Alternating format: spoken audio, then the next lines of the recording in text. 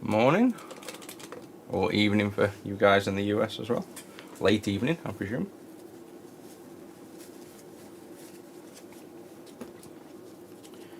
Just back on this Game Boy Light from yesterday. We managed to fix up the original screen last night, so I'm just going to clean it up and attempt to reinstall it. Let's hope it works.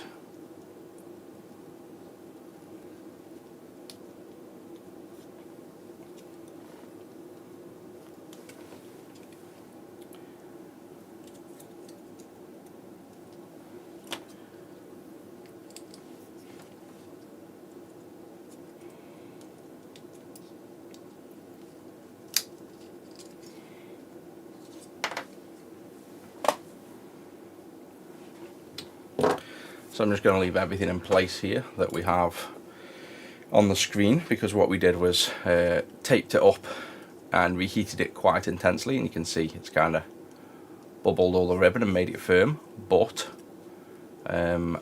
this is now all working and stable, so this is all kind of keeping it in place, so I don't want to remove that. It might still fail when we put it back in, but there's one way to find out, and that's to literally put it back in and see if we can get this still working with the backlight, because this is the customer's original now. And I see you're still awake. I do streams at pretty much all times a day, to be honest. I'm up early, I work late, so I'll be on completely random. Did you catch the one from yesterday as working on this, or weren't you in that one?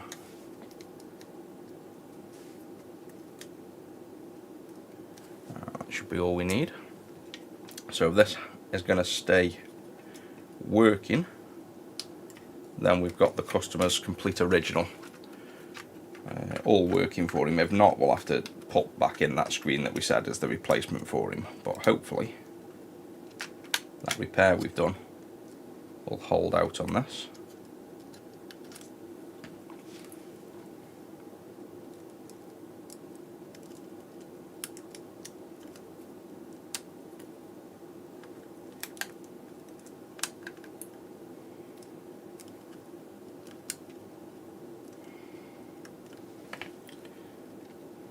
So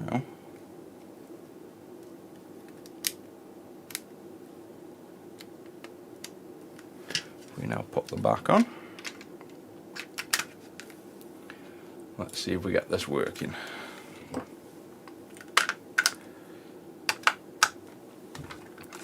Fingers crossed it still works. Let's see. Back to normal. So unfortunately I don't think the original's going to work. It's as soon as you move it, it's dying again, so we'll just put back the screen we have as a replacement for him in this one. That's a shame.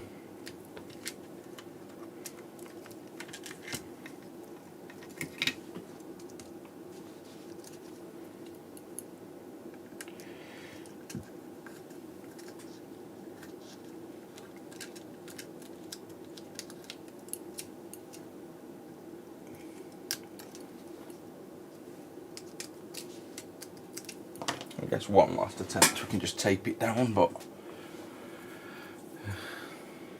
yeah, I think it's nice in the night because it's nice and quiet. Most people are asleep and it's all calm outside, and then when everybody wakes up you feel like you've already got your day's job done and you can relax a bit.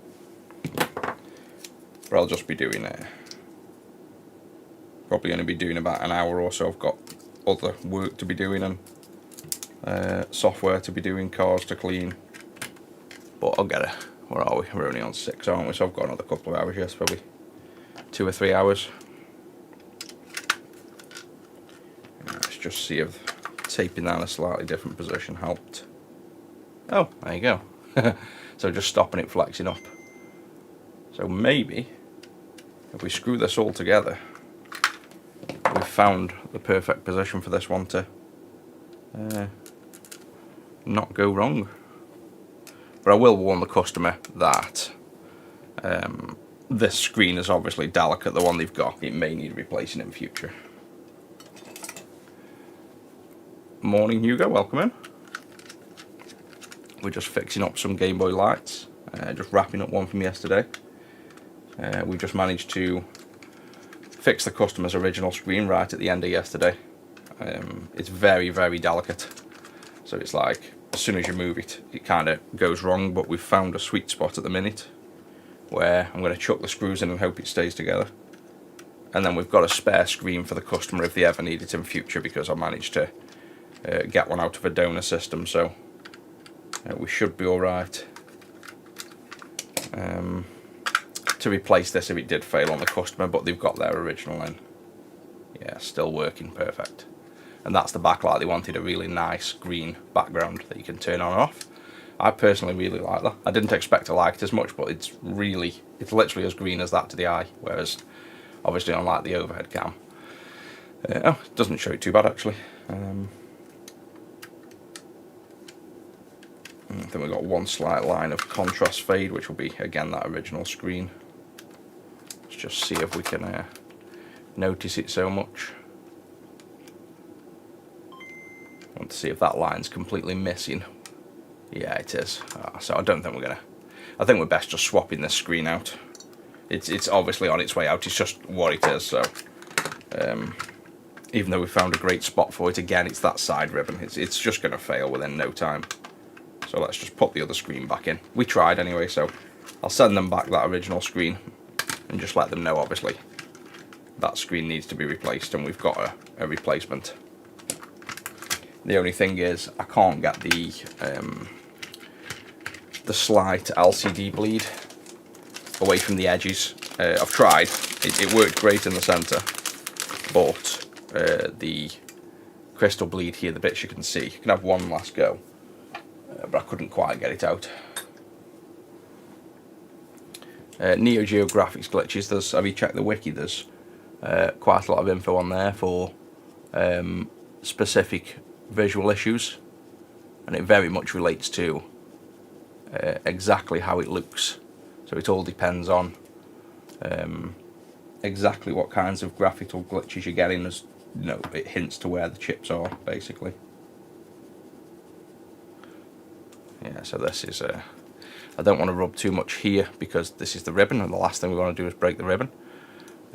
You've got this little bit here, which you can see, if you push on and rub, mostly goes. So this is basically forcing the liquid back in, but this is the best screen we have considering it's a pocket light.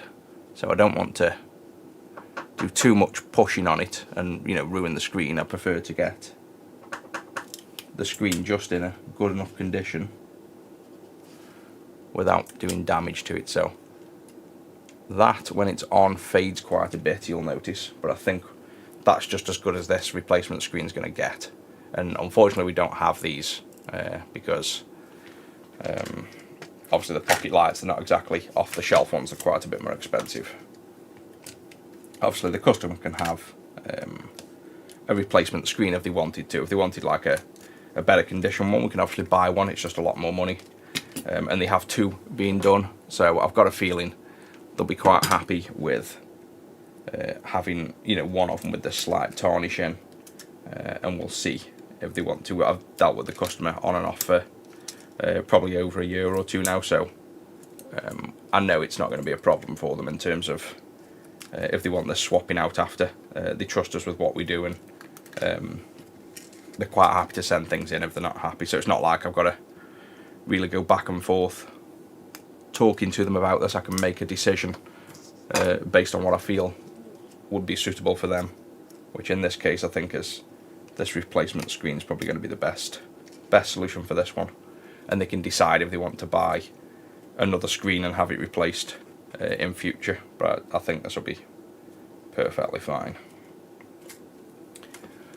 Yeah, I've been in bed. I went to bed I only get about 6-7 hours sleep at most. I don't really need much sleep, so I've been up about an hour. Went to bed about 9-10ish, stayed watching TV for an hour, but I generally sleep about 11 o'clock till 4 or 5ish normally, and then I don't normally get up. At the minute, with the sun being dark, I don't normally get up that early. just because I rise with the sun. So I'd normally be up about 6:30, 7ish at the minute while it's dark, but I've got quite a bit to get on with today. I want to get these done, cars washed, and I've got to get some software done, so just got to crack on. Right, so now we've got the replacement in, this one should be good. And then we've got one more to do, which hopefully won't give us the same problems as yesterday. It should go straight forward.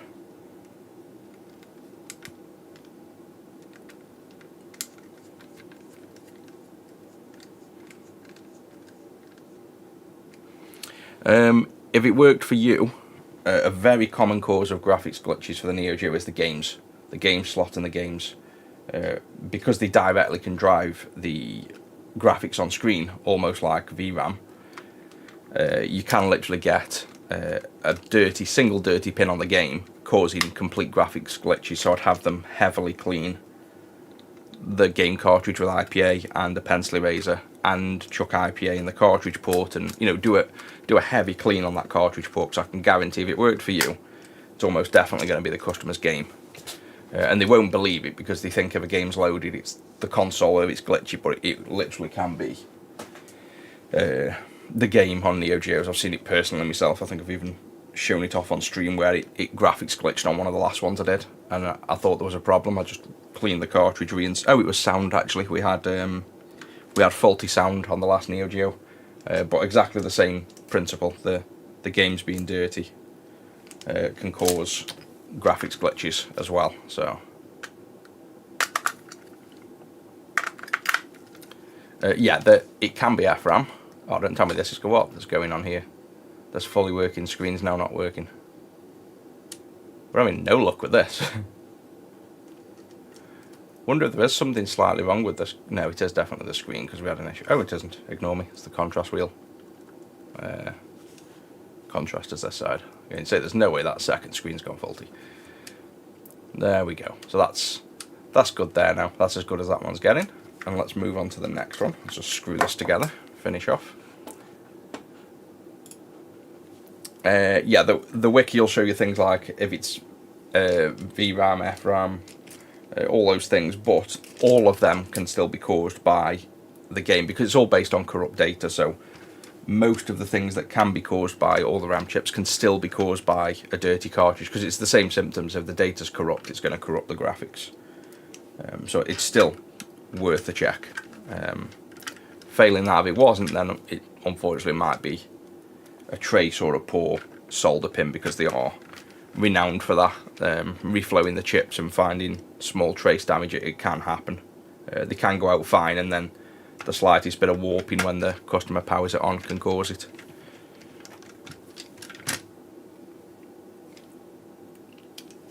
There's like so many stages to the Neo Geo in terms of graphics. It's got the line sprite generator, it's got pixel doubling buffers, it's got video RAM, it's got frame RAM, it's got text character maps. There's absolutely tons in terms of what forms the graphics, so quite a lot can go wrong visually. Yep, all good. So that one is good to go.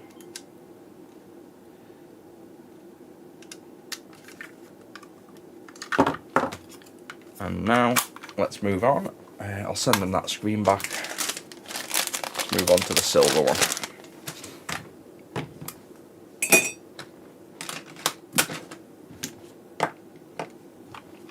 And let's hope we have a bit more luck with this one. So this one works at the minute, like the other one did, but even though it was a lot dimmer. So it turns on.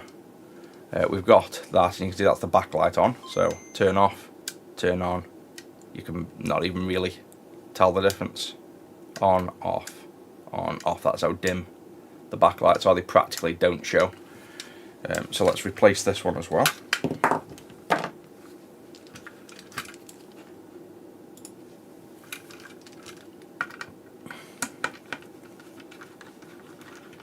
Yeah, the Game Boy lights, I think this is the customer who sent us one of the first ones in for repair. You don't get them in very often. They've sent about 4 in since So I think the son likes the Game Boy lights. I personally like them as well. I should buy one because they are one of my favourites. I like the Game Boy original, but I prefer the Game Boy Pocket for size.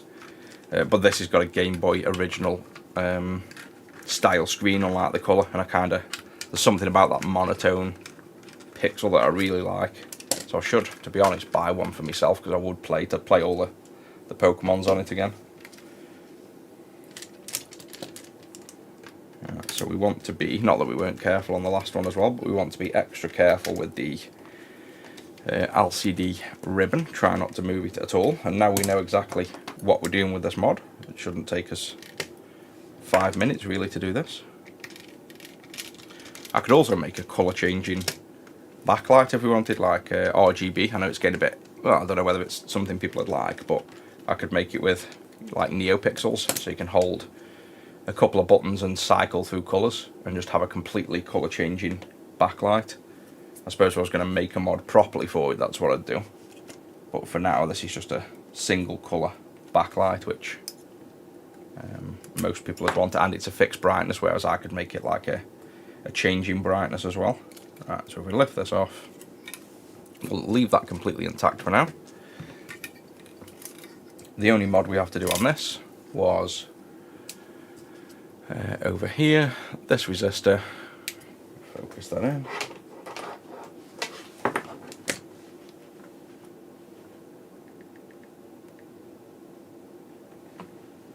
There we go. We just have to remove this resistor, in which case we're just going to slide it over one, we're not going to remove it.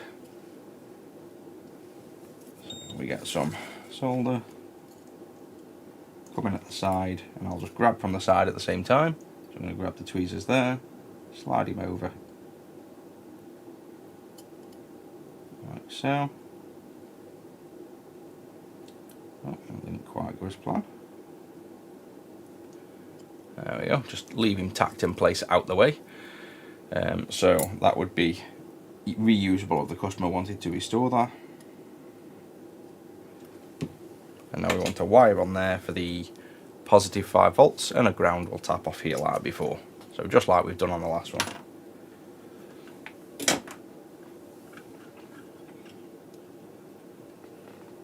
iFixit stuff, now I've never really used it. I think it's just mostly overpriced stuff.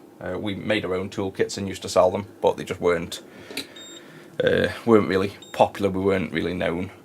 We're not that big of a company and we're not known, so even though I'd literally had toolkits made specifically for us, we never really sold them. And then in the retro business, I also just then got good stock of like decent quality screwdrivers, just generic, not made for us, but good quality, which I've personally used. And again, we didn't really sell them, so now I just tell people where to get things from, like the recommended links and stuff of tools I use. But no, I don't think there's nothing special about iFixit. They're just tools, aren't they? They're nothing crazy. It's not like they're anything that specialised anymore. There's plenty of people that make much better products now than that.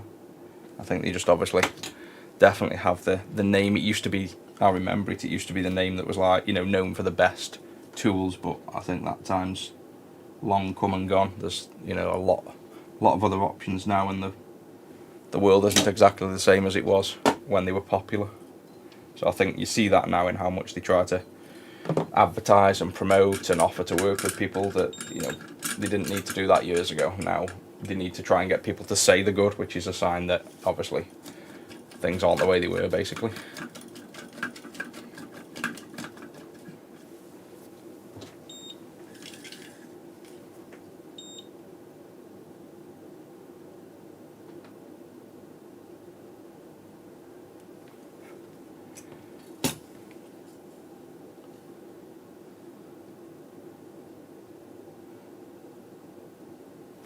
And then, ow, flick solder. Next up, we need to swap the backlight, and basically that's all there is to it. We've got the wires in place. Now we need to remove the old one, which is just this electroluminescent part here. So this is the bit that last time Ben. You can see this is in better condition as well. You can see it's almost newer. This feels better. There's no bodge work on the board, so I think the gold one was definitely, it's probably already been opened and serviced, and people had already messed with this and caused more damage than it never being moved in the first place. So and I've done quite a few of these and never had that happen, so I'm pretty confident we're going to just see no issues with this one. But we'll push the foam under there.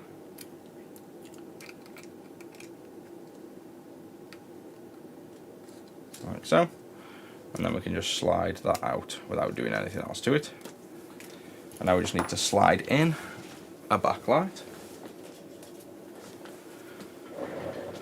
And then we've got, we'll flip it this way, and we have ground on this side, 5 volts this side. So we'll slide this in under there. You can see how easy it goes in, there's no pressure whatsoever. You can just move it over slightly.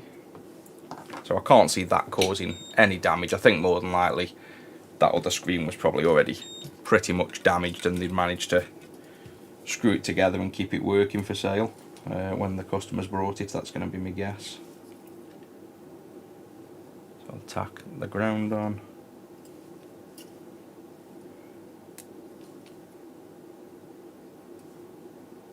So that on. And now, if that's done, we just close up and we're done. That's how simple it should have been yesterday. Obviously we had to figure out how the circuit worked yesterday though, so that took up a bit of the time, but the mod itself is super simple really. So that's all in. Let's just plug the screen in, close it up without screws for now, and check everything's still good, and I hope it is, because we don't have any more screens. So I don't want this one going wrong.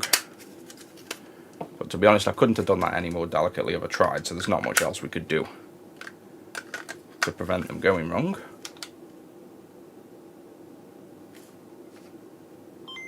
Yeah, it's working. Perfect, so that's what we wanted to see. Let's get them screwed together. Let's open him back up. And then I'll put this, I'll put screenshots from this stream on the wiki and make a little article for those that want to do an LED backlight mod to the pocket light, or the light, because people always yell at me when I call it a pocket light, saying it's not a pocket. It literally is. It's an MGB, it's a pocket CPU. It is a Game Boy Pocket, they just added a backlight to it and called it the light.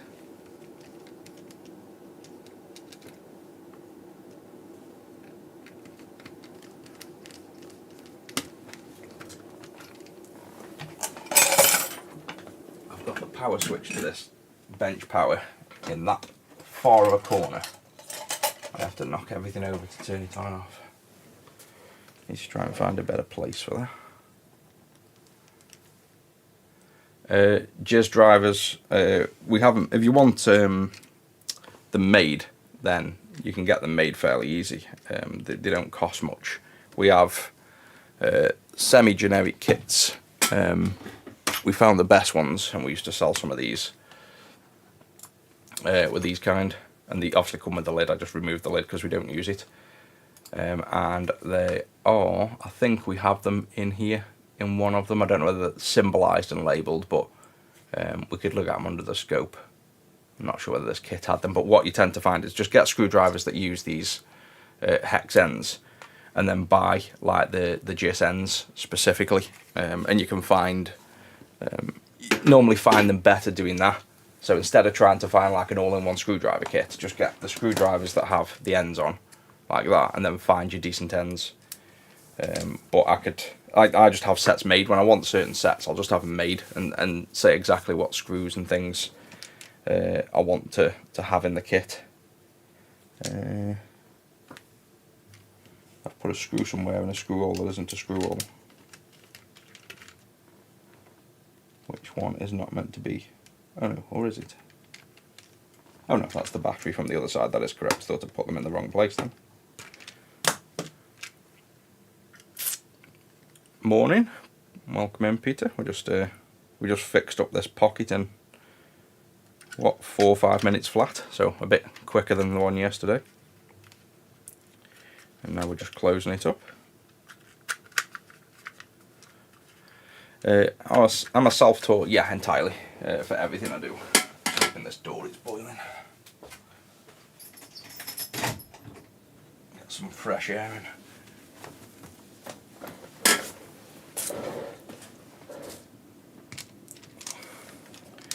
Yeah, I'm self-taught for everything. Like I say, I do tons of things. I just enjoy doing things. So the best way to learn is just doing it yourself.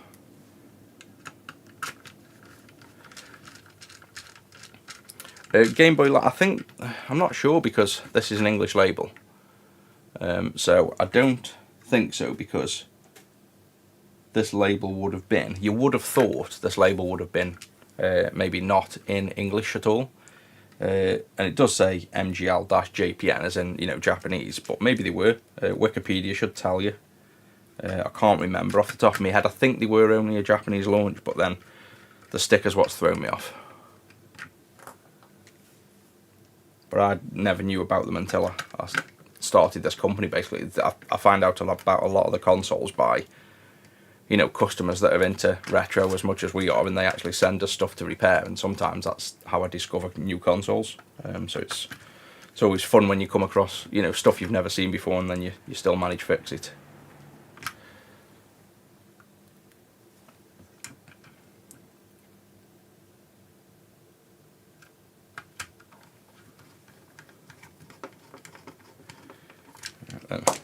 And this time I'm going to play a little bit of Pokemon, because why not? That didn't take as long fix.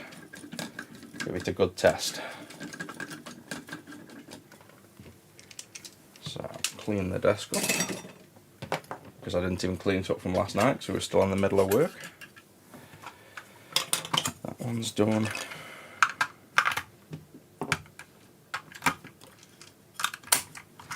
So now we have both ready to go. And they've got the gold and the silver, which is pretty cool. I should really play Pokemon Gold and Pokemon Silver on them, but I'm going to play Pokemon Yellow. So we'll use the silver, and then let's give this a good test. So backlight on. It's a shame it takes so long to do like the Mew glitch, otherwise we could do like the Mew glitch while we're doing this, but we do have other consoles to work on still as well, so I want to play Pokemon, but I can't play for that long. There, that's a nice contrast. Could never get older playing this either. I've only just completed it not that long ago. There we go. Did you ever remember as well when you used to start running low on batteries and you'd have to adjust this contrast? That's literally why they have the contrast wheel. It's not that they don't know the exact voltage for the Game Boy backlight, it's that when the batteries go low, the voltage drops on the contrast, so you have to adjust the voltage based on the battery level. So that's why we have to adjust the wheel on it, where I could actually fix that so it calculated it automatically for us and we don't have to have the contrast wheel, but I think that's part of the nostalgia, to be honest. And you see this ghosting, this is normal, and this is one of the downsides to the Pocket. This kind of trees come down and you get this ghosting. I actually tried to remake this FSTM panel with an LCD factory, and they were having the same issues, that the response time of STM pixels is that slow, that one of the side effects is you can get ghosting, whereas the STN panels on the GB original didn't suffer so much from ghosting, but the Pocket do suffer quite a bit from the ghosting streaks. And you'll see it's when you have fast changes from top to bottom, which is that ribbon that runs down the side, you know, pulsing, and you'd see the waves of it. It might also be, you know, why maybe they designed the games like this, where notice how they've got dark grass building, light grass, so things going up and down are mostly always light at the top, and then once it's dark, it stays dark at the bottom. Maybe that's a reason they did it, so you don't notice that kind of issue with the limitations of the graphics so much. Never really thought about that. Right, let's go get Pikachu.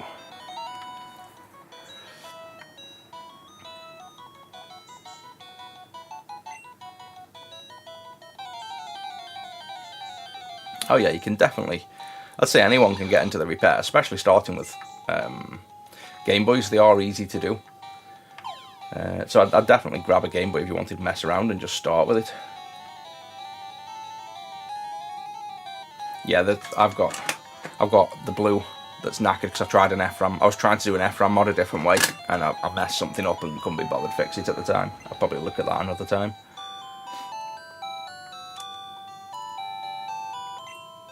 And then the batteries we do all the time as well. Send them all off if you want them done. If you haven't got the tools for yourself, just send them all in one go.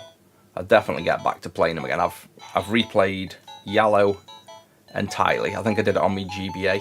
Yeah, I did. I replayed Yellow on the GBA, and I'm in the middle of Gold. I've completed all of what's the region in Gold, and then I've moved over to Kanto, like back into the original region. That's where I'm at. But then I wasn't as interested in that because I never completed Gold. So when I finally completed all the Gold area and went over to Kanto, is it Johto I think in Gold? Or I've got them back to front. But I completed the Gold area, moved into the original, and now I've gone to Emerald, and I don't think I ever played Emerald as a kid. I think I did Red, Blue and Yellow, but Yellow was the main one I remember. That's why I always play Yellow. I started Gold, but it was the original Gold from Japan, so it was all in Japanese, and I didn't understand any of it. So I can't even tell you how many hours trying to complete Gold and never did. So that was why, when as an adult I got Gold in English, it was amazing because I could read everything and I remembered. But then I never played Pokemon after that. Like I wanted to play it all in series, if you know what I mean, like in chronological order, and never got the time. So every time I come back to play them, I start at Red, Yellow, Blue, get to Gold, and then run out of time. And then by the time I come back to it years later, I do it again. I start at Yellow, and I just never seem to make it past Gold. So this is the first time I've got onto Emerald, which everyone raves about, saying it's why it's the most popular, but I've never played that. So it's nice to be able to play an original Pokemon game that you've never played and work through it.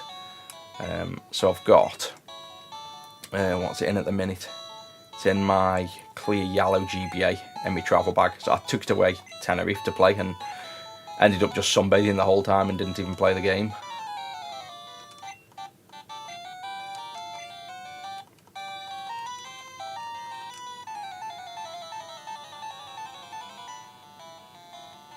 Yeah, Fire Red. So Fire Red was a remake, obviously, of Red, wasn't it, with like better graphics and stuff. I've got them all. I obviously collect them, so I've got them ready for when I want to play them. But I think Fire Red's just a remade Red with better graphics. But I'll have to try it. Is it a GBA or I've got it in a box in the room? I can't even remember. I think it's still Game Boy, isn't it? Maybe. Got that many games. It's crazy.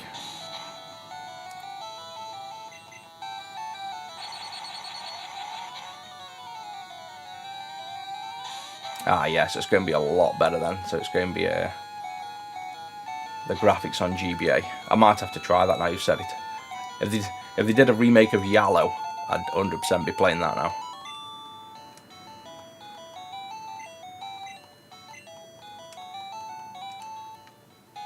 I think we found the trick to streaming as well. Don't bother repairing, just get up at 6 AM and play Pokemon. You get more viewers than we've had repairing anything.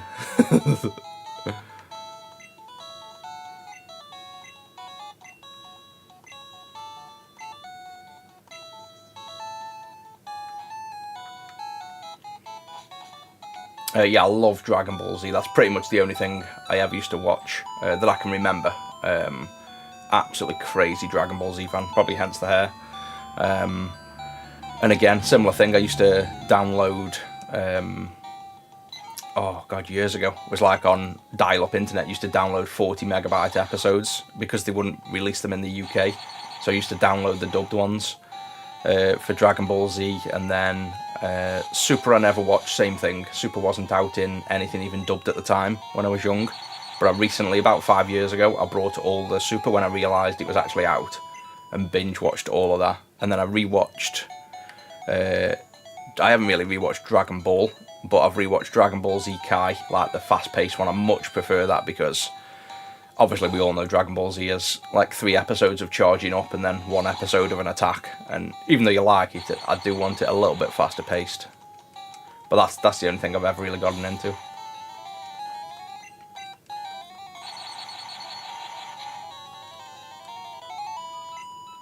Yeah, I've seen One Punch Man mentioned tons, but the missus won't watch anything like that with me, so I'll have to find the time and watch it on my own, probably in the games room. But I've heard so many people mention it, but I've never looked at it. But like you say, I'll probably get into it as soon as I actually watch an episode. I've still got some Dragon Ball movies as well, because what I did was went on HMV and brought absolutely everything. So I brought every single Dragon Ball movie, Dragon Ball episode, series. I just wiped them out of everything that released at the time. Brought the new movies that only just come out. But again, I've done all the series now. I've done... actually, no, I still haven't done GT, but GT's meant to be shocking. That's why I keep not watching GT, because everybody that mentions it says it's terrible. But I still want to see Goku Super Saiyan 4, so I will watch that. And then I've still got a couple of the movies to watch. But the problem with the movies is they're in no order.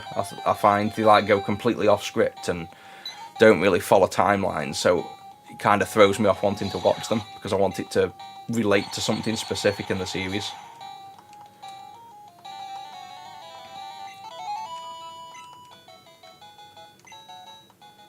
What's the... oh yeah, again, I was just about to say, what's that thing that offers most animes? It's Funimation, isn't it, I think? Or is there something... no, there's something else as well, isn't there? There's like a Netflix type thing just for anime. I can't think what it's called. I'd know it if you said it, but there's like a... something roll, I want to say it's called. Pug's in bed. Pug's sleeping upstairs. I sneak down early and he stays in bed for another 2 or 3 hours yet. If he wakes up, I'll hear him and I'll bring him in.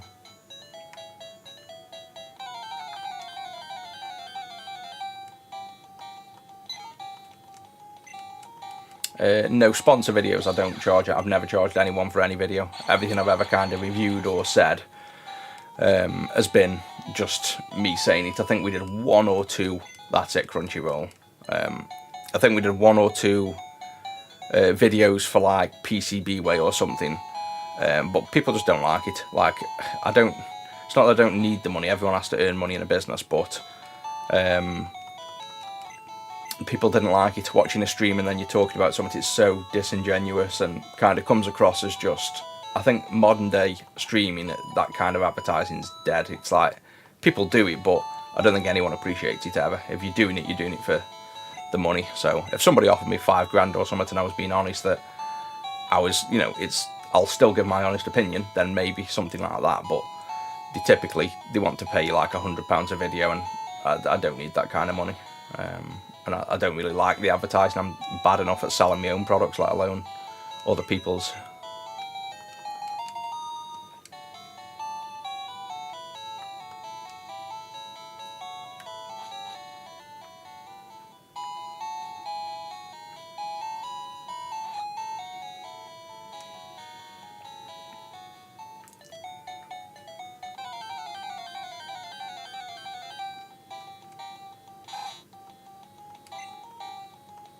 Yeah, I'll defo have to... I'll try and watch some of that One Punch Man then, because I think it does sound like I'll be interested in it. Retro 6 we made about 7 years ago now, I think. 6 or 7 years ago. It was surprising. I am either 37, 8 or 9, I forget. I was born in 87. I'm terrible with ages. I think I'm 38, maybe, or 39, I don't know. I do know I've got a grey eyebrow though.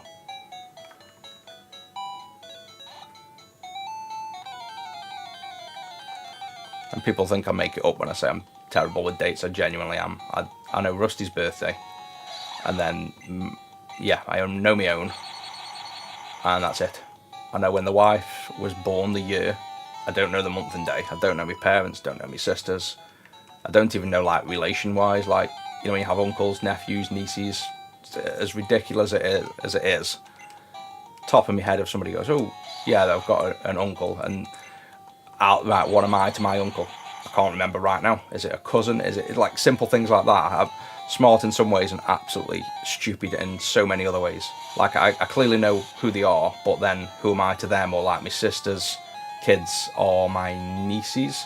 But because I don't usually say that, it took me about 2 or 3 years to keep remembering what they were, and like stuff like that. It just makes people laugh, because that's why I say I'd be terrible on IQ tests, because yes, I'm smart at repairing some stuff, but I'm also really stupid at other things. Just stuff that doesn't really affect me, if you know what I mean. It's like, I don't need to know terms and names. I prefer to remember how to fix things.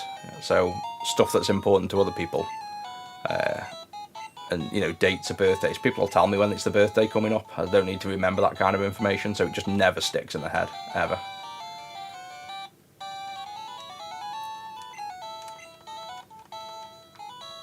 Sailor Moon as well, I've heard a lot about that, but what's that one like? Is that worth watching? I remember hearing about that years ago.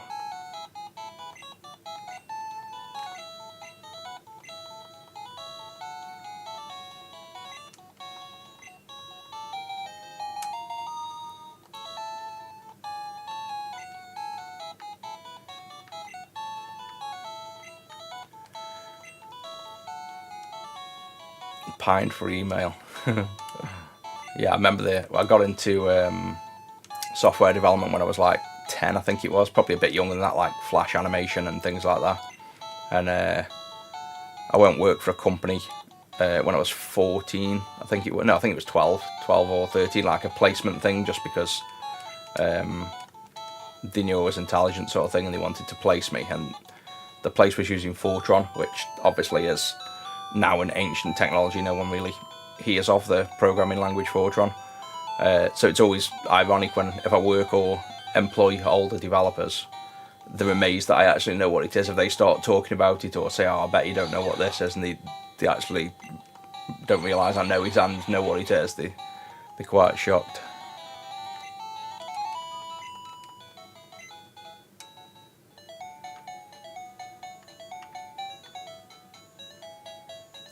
Oh yeah, I forgot counting my age at about 28, and then just get older. Like I think, what was it? Oh yeah, we had when I sat up Retro, we had an interview. Like when I opened the local stores, I had an interview with the local paper, the Sentinel. This is proof that I have no idea how old I am. And then they asked me how old I was on the spot. Oh, I'm 36, 35, whatever I said I was. It's like 2 years off. So then when my sister read the paper, she said, "You've told the paper you're 2 years younger than you are." And I was like, no, I'm 35. No, you're 37. I was like, since when? I literally aged 2 years overnight. I completely, genuinely had no idea that I was that old. You just kind of, like I say, what's the point? You just, doesn't do anything. Just keep track of your age. So I do honestly forget. I normally remember within, like I say, 1 or 2 years I remember within. So I'm either 37 or 38, but I still don't know. Right, I think that's safe to say. I'll save that this Game Boy's working, and I'll crack on. I'll make a coffee and we'll crack on with maybe a PC Engine, start doing that, because that's quite a lot of work. Won't be as fun as playing. See the ghost in there that you see on the menus? There's ghost in there I'm on about. That's the downside of the FSTM panels. But yeah, that's nice for the customer, works great, and they can always turn the light off and play retro style. So you've got both then. You can like enjoy it a bit with the light off, and then when you fancy just a nice bit of bright light, you turn it on. So that's another one done. So that's 2 for the customer, they'll be happy.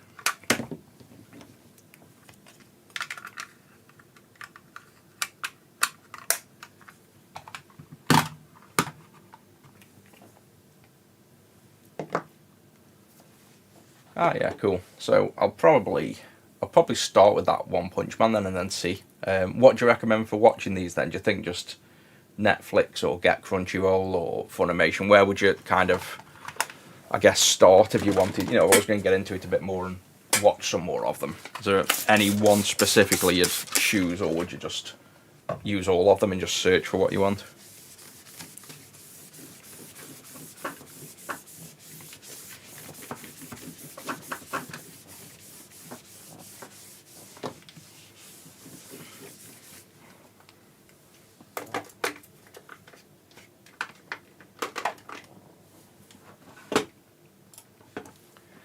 Clean desk.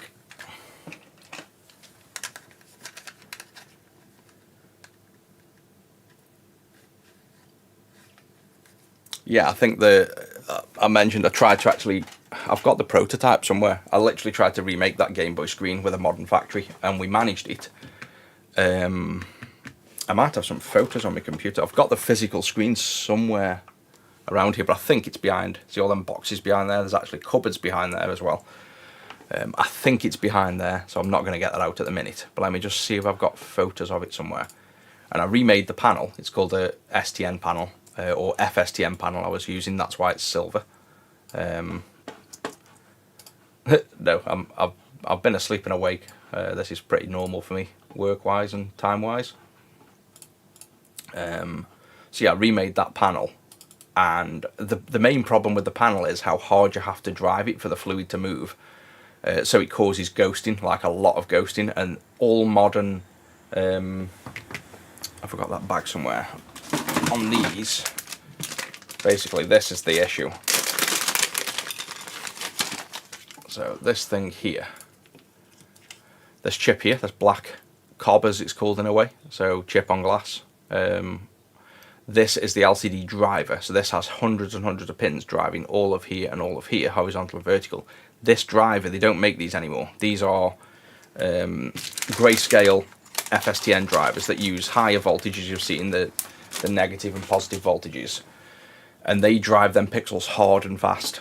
And basically the problem is now those drivers aren't made. So if you make a modern grayscale screen like I tried to, they have to use an RGB driver and then just mix the 3 channels or use a single channel to drive it, and it's even worse than the old ones, so you get even more ghosting.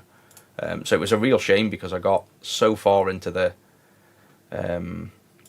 development of it, and then the ghosting. I've got everything written. I've got the clean screen driver for it written in a sense. I've got all the screen working. I've got videos of it running, but unfortunately, there was just too much ghosting to be able to like sell it in a sense and say I'm happy with that.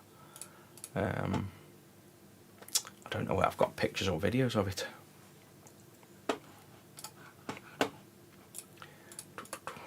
Yeah, thanks, that's much appreciated. See, I prefer that if we're starting to go back to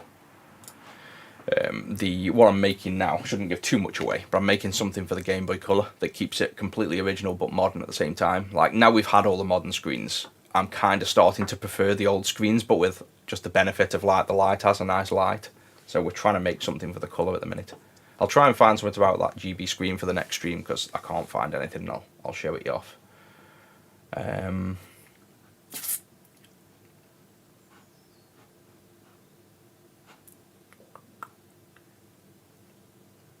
Where do I find One Punch Man then? Just torrent or news groups, cool.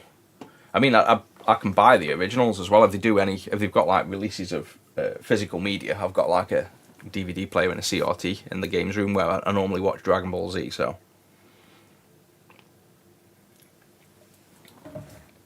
right then, I'm gonna stick my little note on. Go over. I'm just gonna. Oh, that was a good guess where it was. Da-da. I'm just gonna make a coffee. 2 seconds.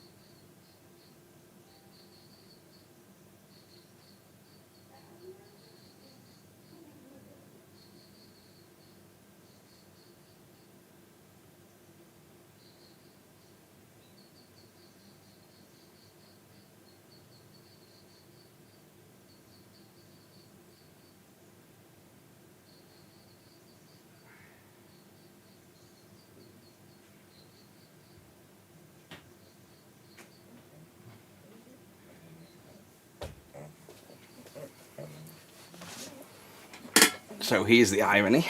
When I put the kettle on, Rusty smells the kettle. So he knows I'm awake. So he's been asleep. Let's see if I can angle it up. Whee! He's here. He's looking at himself on the screen. So he's literally, I've put the kettle on for the coffee, and he smelt the coffee and woke up, and now you'll have to want your dinner, won't you? Yeah. Oh, you're all sleepy. Barely stand up. Oh dear. Is it too early for you? Oh bloody hell. Thank you. Want your din-dins then? Hey. Oh, you're definitely sleepy. He's like, put me down. Oh, he's slipping everywhere. Right, I'll go feed him. I'm back in 2 seconds again. Just gotta go feed him.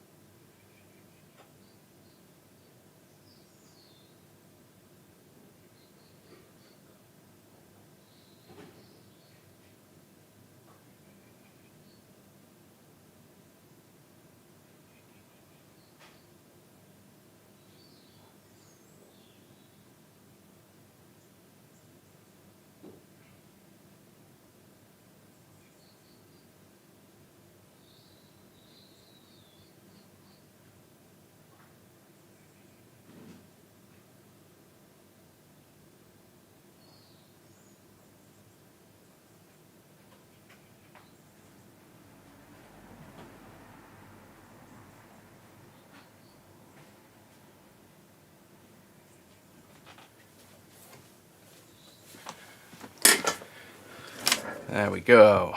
Nice coffee.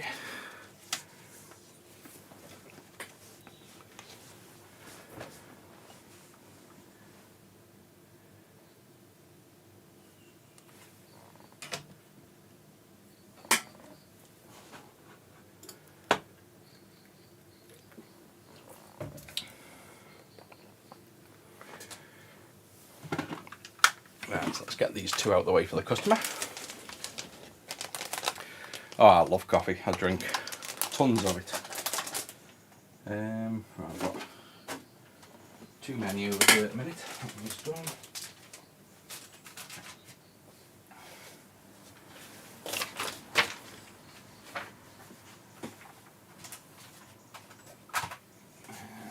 This one's done.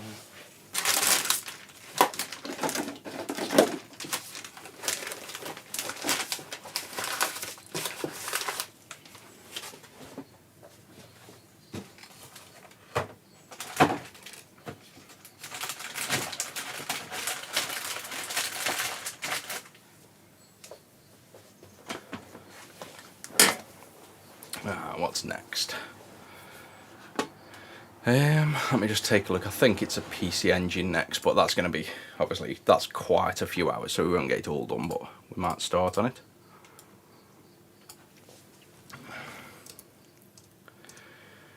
And I don't think I've got the stuff I need here, to be honest. I'll have to go grab stuff for it. Now, I'll tell you what, I haven't got everything I need for that, and we wouldn't finish it in time. Let's jump the queue and take a look at what's in between that. Work, consoles.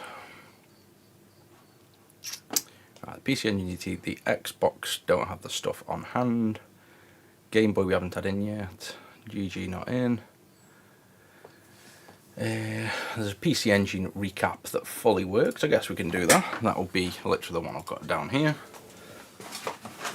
So this is a customer that sent two in. So this has got a Jag and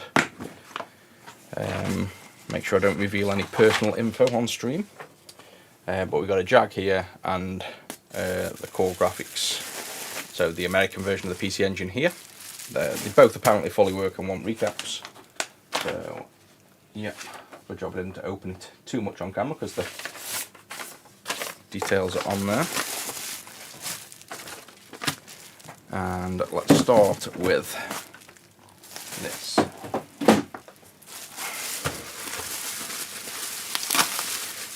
And then we'll have to test it works first, recap it, and then that's it. So these are quite simple, and they can have ceramic caps as well. So they're nice and easy to do. I think there's only one cap on the PC Engine that can't have ceramic, or two, but most of them you can replace with ceramics. Let's take a look. Right, we want, let me just check the wiki as well to check that the core graphics is the same power as the PC Engine. I'm pretty sure it is.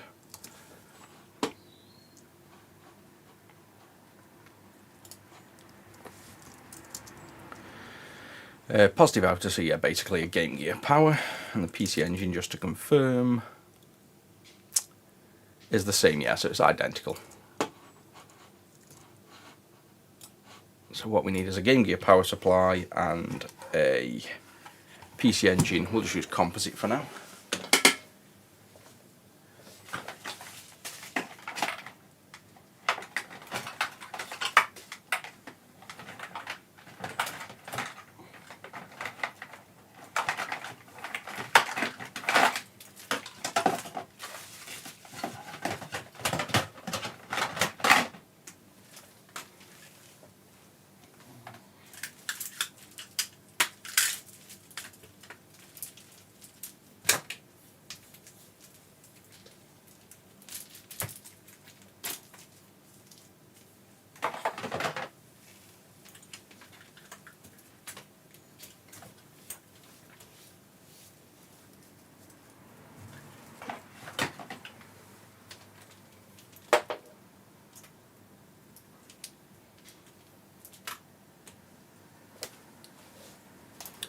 I've also got a bench power thing, like a custom bench power, so we can power it off bench if we wanted to test the power draw.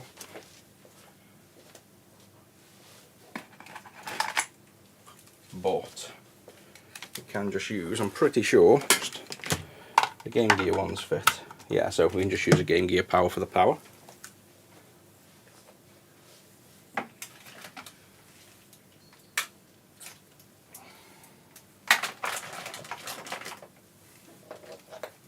And then this is one thing I was doing, is these are the original cables. We used to sell AV cables, it was one of the biggest things we sold, so I had these made for us, mainly because most of the pinouts were wrong on cables. So we used to, oh, one sec, Rusty's barking at his food because he can't get it out.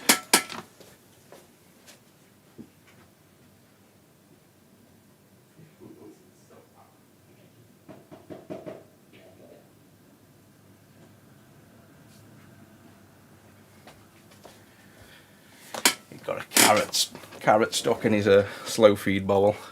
Yeah, so I used to make these cables and sell tons of them, but to be honest, they mainly only sold on eBay, and we weren't making enough money. We were selling thousands a month of all different cables, but too much competition. So one of the things I was going to do, and never ended up releasing, was just making a higher quality one. So still cabling, but the braiding is much nicer. The ends are metal, and you know, anodized metal.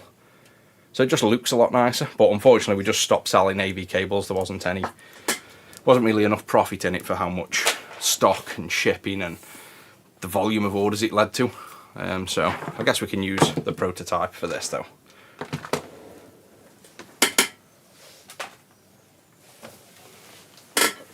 Right, so with that we should be able to. Core graphics will get the, what have I got game wise?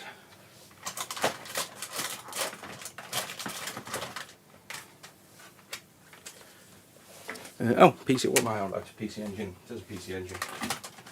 I'm thinking for some reason it's the American one, the Turbo Graphics. So I can get the normal games.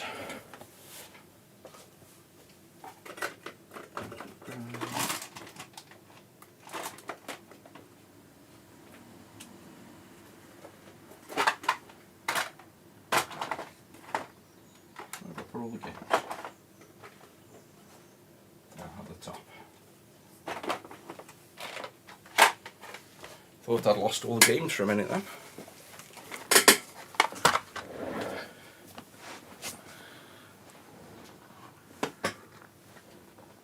No, all the cables we make are universal, so the composite are always the same pin, and the RGB, we use clean RGB, which you have to mod the console inside with our clean RGB, so therefore it's universal anyway. So now all the new cables we sell at the minute are fully universal as well.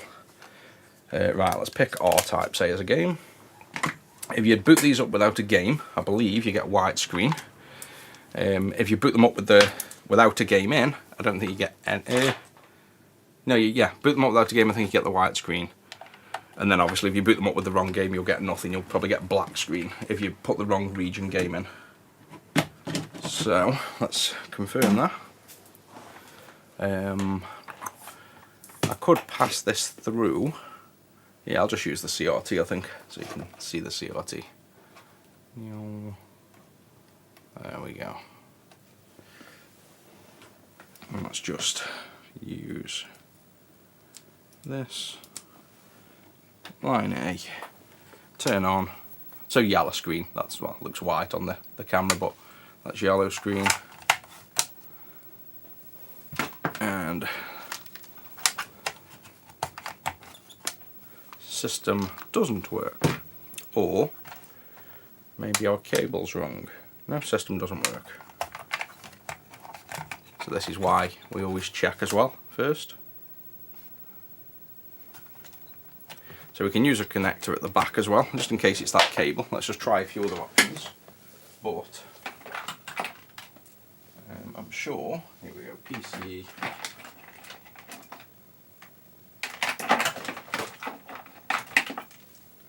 Try the RGB one, which I know is PC Engine because it's written on PC Engine and tape. This is the prototype clean RGB cable. So I always have prototypes made first before making them, and then I don't think we've ever got around to it. So this has just got the end all sort of off, but I've had this working on a PC Engine, so I know the cable's good. RGB, no. It's interesting how the RGB is given different now. So maybe the customer sent it in presuming it works and needs a recap. We've got another option we can try just in case all of these are for some reason giving us issues. Let's just try the standard quality composite.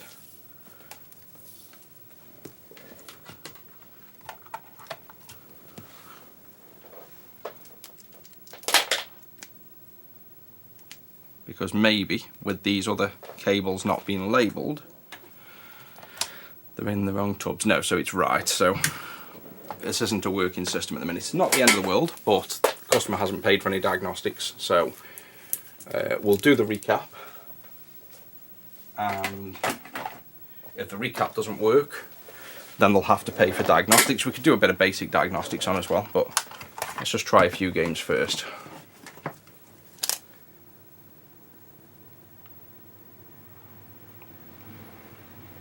Yeah, the old the TurboGrafx 16 and the PC Engine, just the first one, have RF only, and then you have, I think they have this, oh, still got a camera pointing at my face, I think they have this connector at the back still, and then you can use, I'll show you what you can use for that.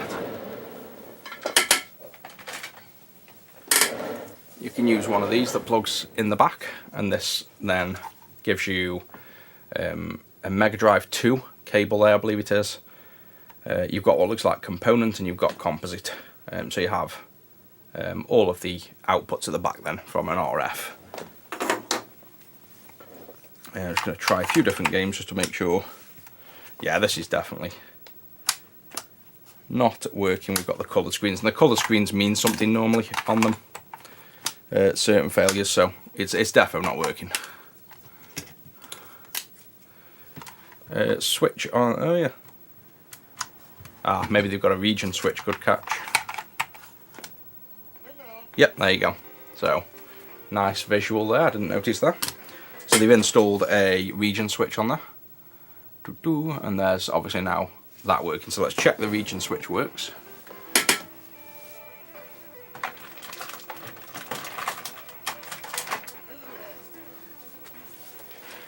And we'll do that with the only game left in the TurboGrafx, because we accidentally gave away all our games when we were doing repairs. So now that's what you get when you put the wrong region in, then the coloured screens. Turn on that, it's now not going to load. Tap the region at the back, and there you go, it's loaded the region. So the region switch is working. And then, so the in is American, and the out, or the in is NTSC, and the out is that.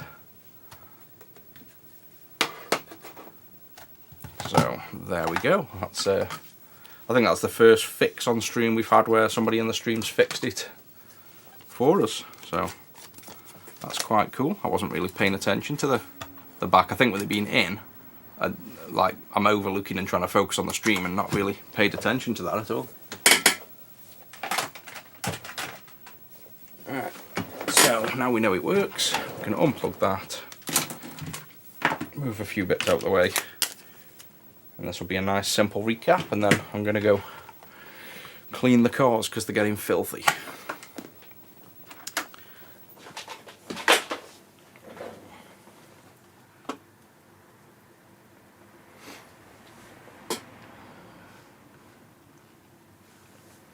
For the cables, I just make them myself, so that little breakout cable thing.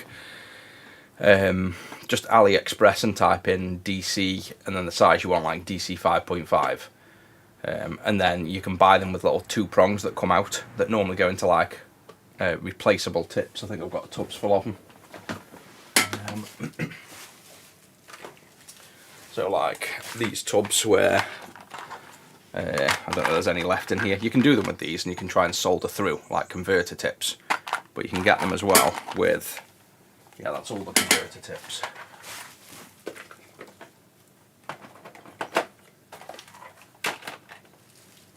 You get like these, where you've got ends on that unplug. Same one, of course it is. Sure, I've got some left. There we go, I've got one left to show you. You get like the ends like that, where you've got pins that you can solder to and then just ball out which ones. Then I'll solder my own cables up when I need them. You might be able to just buy them pre-made as well, like without, you know, some things are fairly popular. You can probably make up buy a pre-made lead already.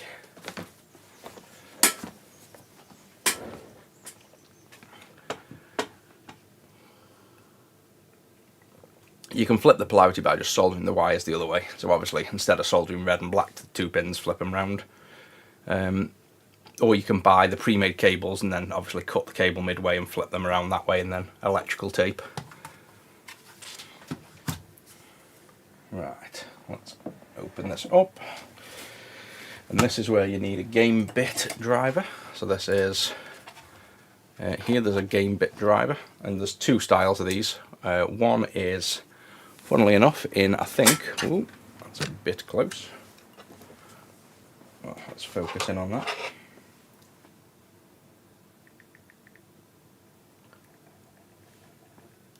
There we go, so that's one game bit, which is the larger one, 4.5. And then like the Pokemon games have the smaller ones, which are 3.8, I think, I can't remember, but there's 2 sizes of game bits, small and large.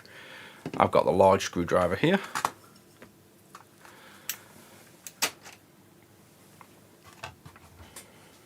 And these, of all the screws that help prevent people gaining consoles, still to this day the game bit's probably the best one, because nobody tends to have them. Like, all of the security screwdriver bits and everything else are used in that many other places that it's kind of common now.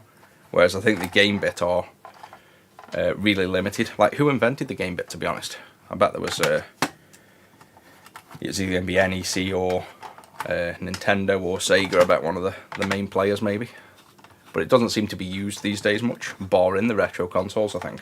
That's why it's obviously, most people don't end up having the tool to get into these. And these are super simple inside, so lift them out, remove the board, and then you have, similar to like the convertible version, you've got the main unit here, which has now decided to stick itself back in. It's that switch they've put on.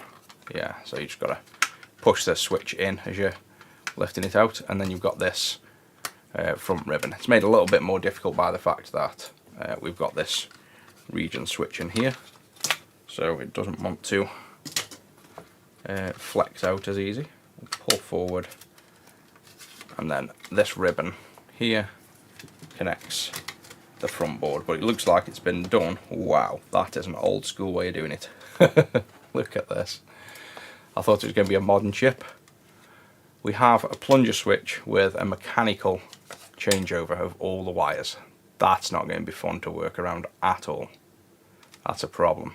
So basically when you're pressing this switch in, it's literally mechanically moving the pins of the cartridge, like the data pins that are rewired, between all the pins. But that's going to be a real problem to work around.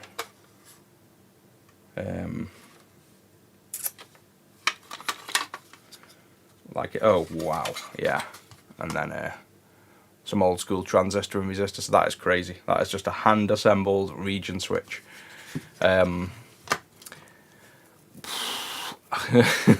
don't know what to do in that instance. The customer would almost be better either not having this recapped, to be honest, or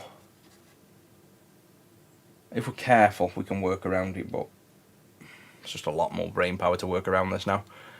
I'm thinking, does he just replace it with a modern switchless region mod? The only concern here is that if one of these all blue wires pings off, then it's a lot more labour time for me to then find out where it was, which one it's come off. It's not so much the recap, it's the potential to work on existingly modded systems that are going to then be an issue. If we've got to apply heat to this and change stuff, yeah, this is I think this is going to be a problem. And it's just hot glued to the board, which, to be honest, there's no other way of doing that where it is. I'm amazed they've even used something like that. As madness. I've never seen that used before in that way. Why are all the simple jobs complicated? I don't know. What do we do? We can go for it, I guess, and try to be careful to not have to do more work, but it's not that we don't know how to do the region switch mods. We can do them. It's just after the customer hasn't paid for that or diagnostics, it's purely just the recap. So if working on this causes us to, you know, have to do a lot more work than the recap, which it already will do, there's potential for problems. So I'm just gonna have to be really careful, I think. Yeah, send it back.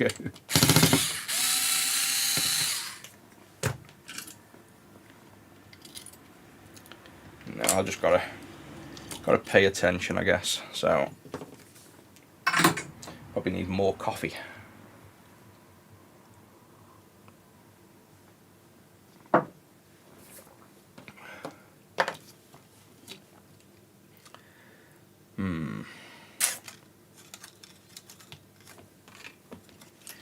Do I need to move this out of the way?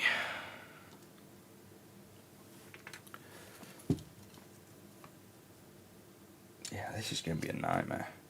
See, I can do all these, no problem. These are all, every one of these can be ceramics. Yeah, literally the whole board can be ceramic caps, so it's not a problem. That, oh yeah, that is an RGB mod gone probably wrong as well. So they won't be replaced because they are just floating glued in caps for the RGB traces by the looks. Yeah, that's why they're not on the board. So what I think I'll do as a compromise is I'm going to leave these two caps in here. We're not going to recap them because of the area. There's no way in hell I'm going to recap them. Well, no, sorry, I can do it. Let's start with them. Sorry. The way I'm going to recap them, though, is going to be a little bit unorthodox. I'm just going to go in here, snip it out, and get my soldering iron in there. So I'd normally take the caps completely out, not just snip them off, but due to the mess there, that's a 47 microfarad 25 volt, so what we replace it with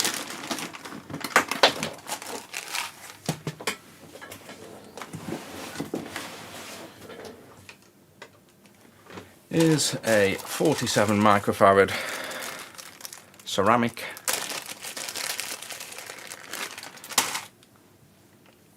And then we can get in here with the iron nice and easy. So I think it's just more initially putting me off visually. I think if we're careful with this we can work around this, but there is potential to screw this bit up here, so I want to probably start with this because it's probably the bit that's going to be the hardest to get in without melting things. And then my iron's already got a little bit of that switch plastic on, just the bottom corner. It's a really awkward angle to get in. Thought it was going to be easier than that. Right, so that's, oh, you're not even that zoomed in, you can't really see what I was doing. That's gone in fine.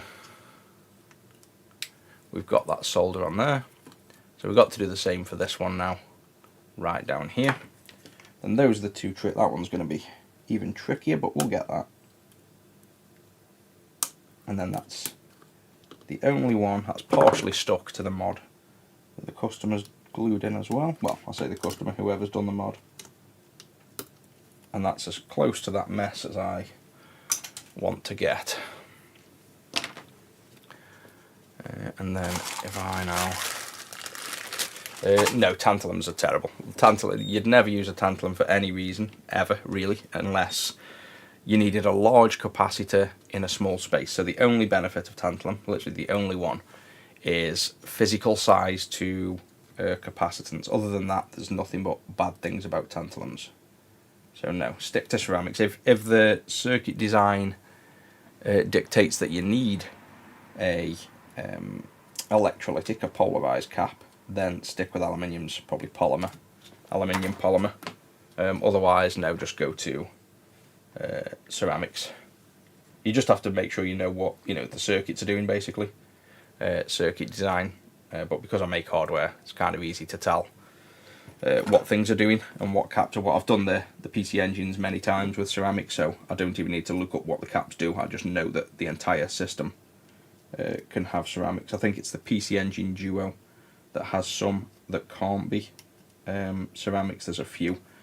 One's bulk capacitance on the DC, and I believe one is part of the CD servo circuit, but it's not just blindly replacing caps. I'm not just going, oh, there's some caps, let's replace them with ceramics. Before I start any new system, I look at the schematics, figure out what the caps are doing, actually investigate, not just blind swapping stuff. So even though you just see me swapping caps here, I've already worked on these dozens, if not hundreds of times, so I know what can be done. Right, so that's them two messy ones done. So now what are we left with? This area, we've got one more we've got to disturb here. So let's get him out the way. And I'm going to do the same for anything in this area here, this side of it. I'm just going to cut the caps out because I don't want to disturb all these mods. And then once we're over here, we can take this side out fairly safely, that we're not going to disrupt any mods. So for this one, the bluey under here, this is the only time when I wish this above head cam had the autofocus. If anyone wants to donate like £3 grand to the channel, I'll buy another Blackmagic with autofocus.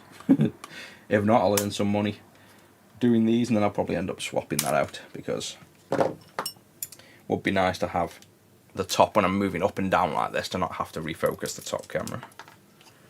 Right, so we've got that one, and that is a 22 microfarad.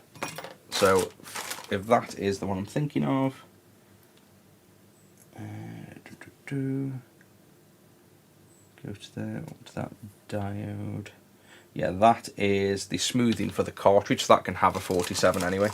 We have a 22 though, so we'll just use a 22, but that's one where you can actually replace it with higher rated. It's just the cap that smooths the voltage for the cartridge.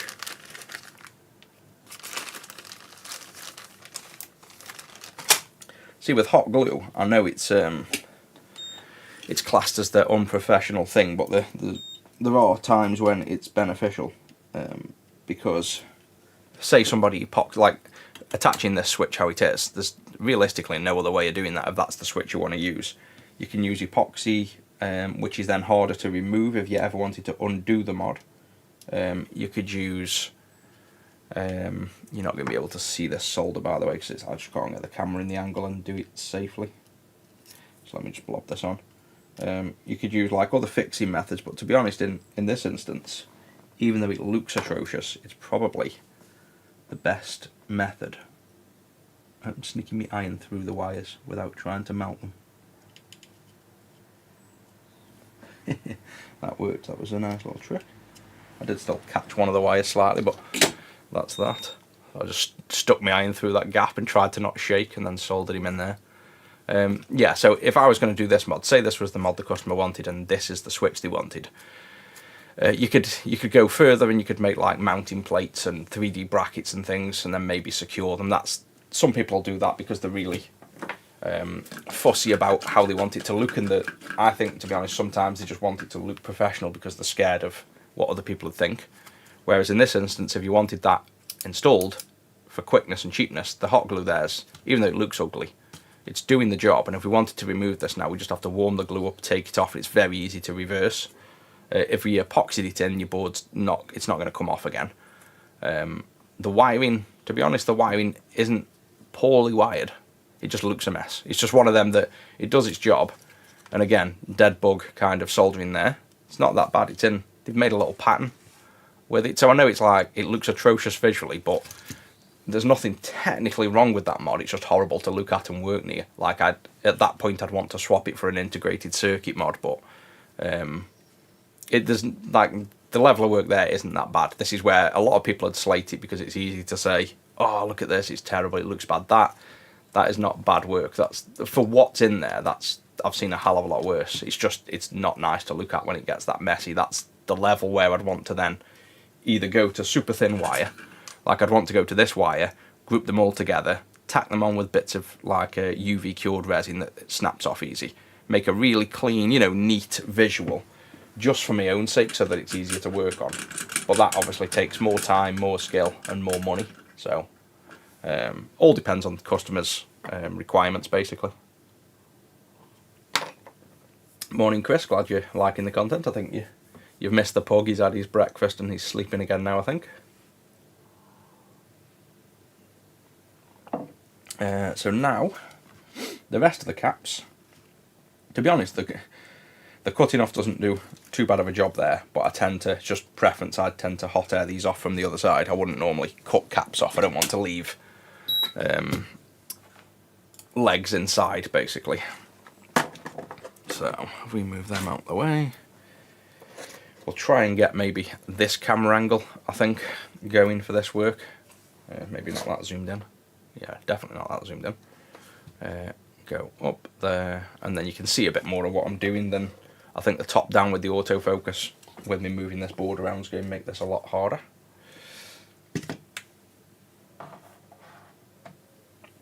For GameCube, personally, I'd do the Peekaboot mod for the GameCube. I wouldn't do the disc drive, so like, I just don't think there's any point unless you've got the nostalgia for the disc drive. We could probably, tell you what, instead of hot air, let's see how well these just pull out. So these are 1 microfarads.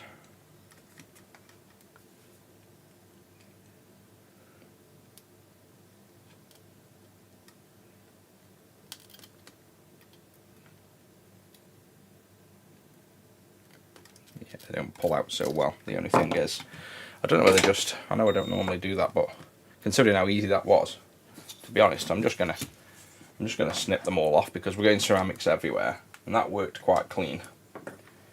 Plus then, if anything does go wrong with this mod, we've got some time that we've actually got spare that we can use to diagnose if anything goes wrong with the mod without having to charge the customer. So you got 1 microfarad, 1 microfarad, 1 microfarad. Now, I need to find where those caps are. I think they're here.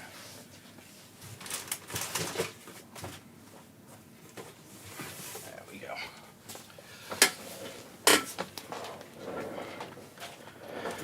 So another kit that I've made up myself. Got some 1 microfarads here.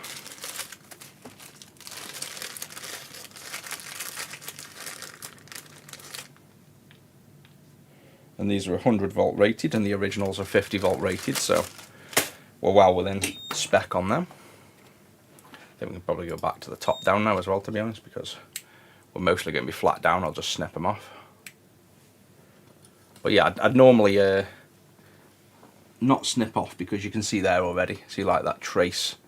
The cutters had actually rubbed a little bit of that trace, so you just have to be careful if you're going to cut anything, because there's just more risk of trace damage. But considering all the plastic around here, you've got the plastic connector, the plastic DC jack, you've got a coil that could go. I think, to be honest, in this instance, it's probably the preferred method for swapping out the caps, to be honest. Whereas on a normal PC engine, when you can disconnect the ribbon out of the way, I usually disconnect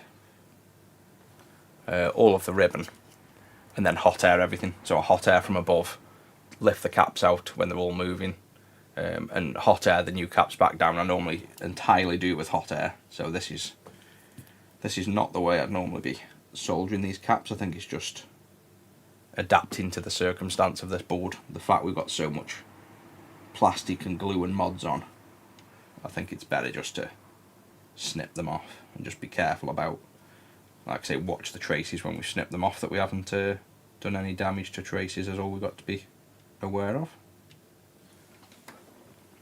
That we'll use in a minute. And then sometimes you keep, what you do, or what I like to do, is keep the caps and give them the customer to prove that you've recapped it. But in this instance, because we're going from normal caps to ceramics, and the fact we're live streaming it, they know we're not faking, because there's so many people, unfortunately, like more than you'd believe, that say things are either recapped or even offer a recap service and don't recap, that it's crazy. We'll get customers in that say, I've sent it to a shop, we've paid for a recap. So it just needs diagnosing and fixing. Then you open it up and there's literally nothing been done. At most they've blob solder on the underside of caps and had the money. So it's a big thing where we used to get questions sometimes like, oh, I don't think you've swapped the caps, they look original, and then they didn't know we'd done a video on it, and we'd show them a video and they'd be like, oh yeah. But there's just so much like doubt, because so many people do that the question of you doing recaps, it's one of them easy things to say you've done, and people that aren't aware wouldn't know. They wouldn't know that caps have been swapped or not. So it's an easy money maker for some people. Right, so we have now a 1 microfarad again and a 10. So the inner one is 1. Yeah, so it's even getting difficult to get the cutters in here now.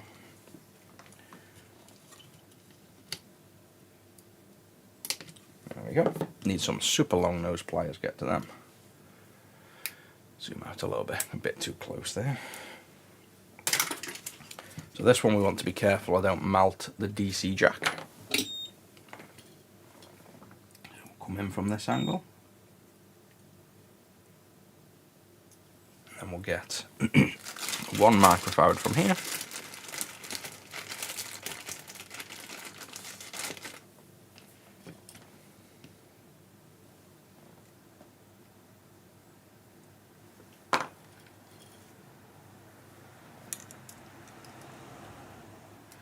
The sun's finally starting to rise. Where are we? 7:30.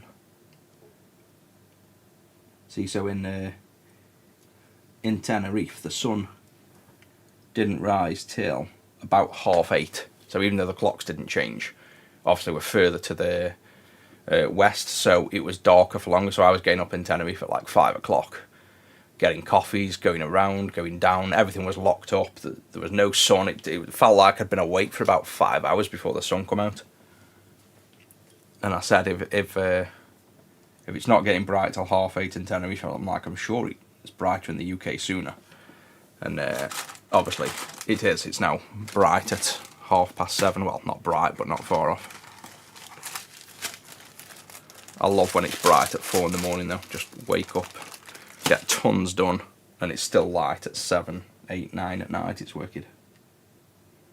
It's the only downside to the winter, the dark mornings and dark nights. That's them.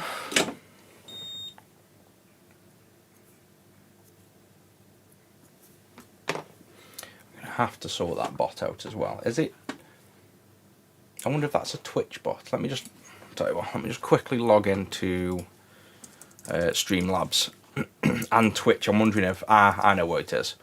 I think I enable bots in both Twitch and Streamlabs. So if I go to, I don't even know where to go for the. Anyone know in Twitch where the hell you go to find the bots, like the chat bot things? I never log in, so I genuinely haven't got a clue. Just want to try and turn that stupid long message bot off, because it's been going off for days and I keep saying I'll do it and I just forget. Channel, stream summary, drops and rewards while it's setting. Surely it's in settings. Channel and video. Here we go, on the side maybe. Moderation.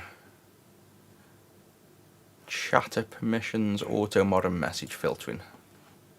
No filtering. Auto mod, no filtering. No, so there's nothing turned on in Twitch, so it's got to be the chat bot in here then. Streamlabs. Somewhere.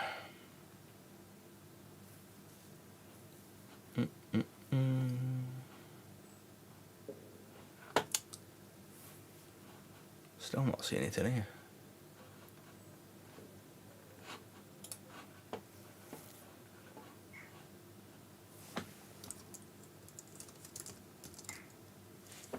Cloudbot, that's what it's called, isn't it? Cloudbot moderation, right then. So, word protection, restrict words, that's on. Oh, it's turned itself back on. Right, I've turned off the long message warning thing now. Yeah, I definitely turned that off, so I don't know why it's kicked back in. So that's now back off, so we shouldn't get the bot telling people off for typing messages now.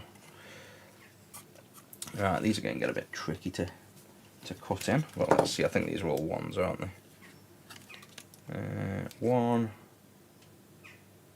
1, and 1. So the 3 in a line are ones. So let's see if we can get into there.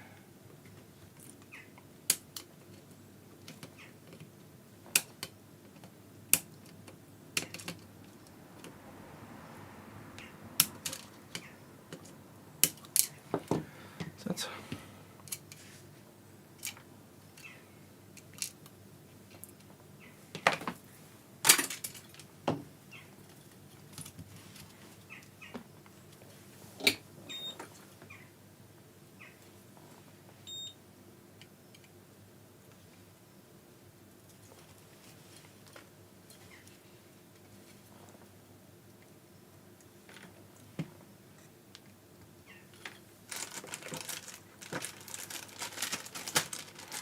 I think as well, if you're not used to doing recaps, then putting ceramics on is actually a much safer option as well for people that aren't used to it, because there's far less risk of like pulling holes when you're removing caps and things. So it's, even though it's also better for the quality of the filtration and the job of the cap, it's actually, I think ceramics are actually easier to install as well.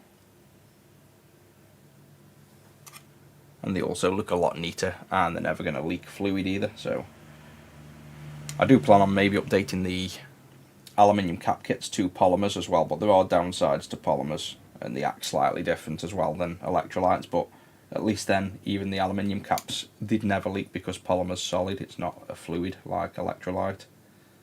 So we either update the kits that we've got to polymer, or we offer both, but I don't think there's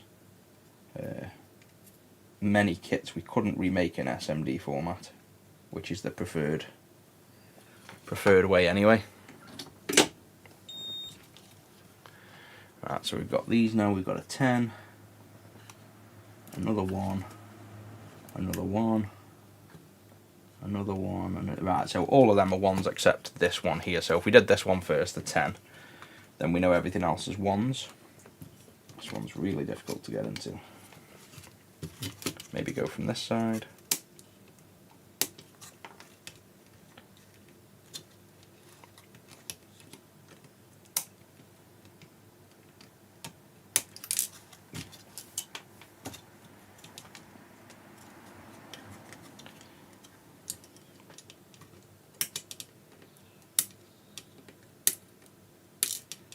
This is where it'd be good to have like really thin long nose pliers or something like a, well, not pliers, cutters. I wonder if they do something like that, like a really, you know, imagine how long nose pliers are nice and thin, like long nose cutters. That'd be quite cool.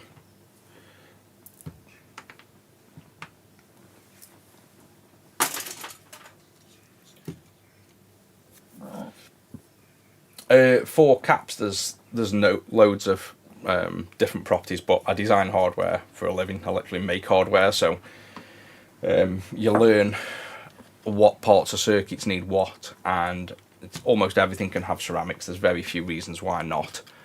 There's one issue is if you have, you can even replace them for, say, bulk capacitance. So say you have the DC jack coming in here, and you had, like, say, a 470 or even a 2000 microfarad cap, you could still just stack 10 or 20 ceramics on top of each other, 100 microfarad. But the reason people don't do that, it's nothing to do with that the circuit isn't capable, it's the cost. So something I did to prove this, I got a lot of slating by people in the retro community that are pretty much known to slate people and don't have that much knowledge, to be honest. For using ceramics, where people were like, oh, you can't use ceramics, they won't work. So to prove the point, we've got a Game Gear Clean amp out there that pulls more power than anything. So it pulls like half a watt to a watt. And you're meant to use, well, I say you're meant to use, you're recommended to use aluminium caps because basically it needs like, I don't know, 1000 microfarad. So nobody in the right mind would use ceramics there.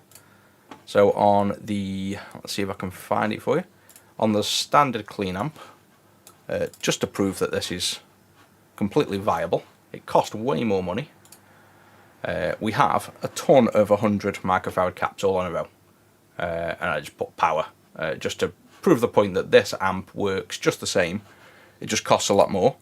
And then obviously on the Duo, I went back to what you'd normally use, which is aluminium caps. They both work the same, they both have the same audio. This one is actually even louder because we have more bulk capacitance. So it's more of, there are times when you do need aluminiums, or not necessarily aluminiums. The only time you need aluminiums in that fashion is either one, it's a circuit that needs a little bit of resistance, series resistance, so ESR, because some, say, voltage regulators, they use the fact that the capacitor has a little bit of load to monitor for the voltage drop and effectively monitor for current usage. One of those is, for example, the what system uses that? There's one system that comes to mind that needs that ESR. I can't really think, but it's normally like LDO regulators. They need that little bit of detection. So that's where you'd need, not necessarily even need the electrolytic side of it, the polarized side, because again, that instance, it's not even the fact it's polarized. It's not the polarization that's needed, it's actually the ESR. And the problem with ceramics, well, it isn't a problem, it's a good thing. SMD ceramics are very low ESR, which means the act as almost pass-throughs in circuits. They don't add resistance and they don't waste energy through heat. So that's the positive on the ceramics, but if the circuit's been designed, or the chip that uses the caps is relying on the fact that the caps have that resistance built in, you'll have issues and you need to stick to aluminium caps just because they have an ESR. You're not going to find a ceramic cap with high ESR. It makes no sense. They're designed to be low ESR. And then you have the exact opposites where you'll have, say, the Atari Jag, which this customer's actually sent in for a recap, and we'll show you that when I'll probably do that tomorrow. That has on the power rail a aluminium cap, but the circuit wants to actually have a low ESR. So that would actually benefit from 4 ceramics stacked up on top of each other. But instead, you can buy specifically low ESR aluminium caps, so they act more like ceramics. So, long story short, basically you just have to know what you're doing. You have to know what job the caps have in the circuit, and if you need to keep aluminiums. But there's almost never a case you need aluminiums. The only time mainly, so you can see by the voltage reg here, this is an LDO. Sometimes these LDOs, the 7805 is fine, but certain brands of LDO, you need to have an aluminium for the ESR so that this can function right. In the case of the PC Engine, it's not the case. So these two here, see the 4747, these are just bulk for this voltage rail. So you've got one on the input there, and you've got one on, no doubt, the output here that will go underneath and connect back to, yeah, so it connects back to there. So these are input and output bulk caps. So instead of 47s here, for example, we'll put hundreds because the higher the better in terms of smoothing. And ceramics can have slightly lower capacity unless you increase the voltage.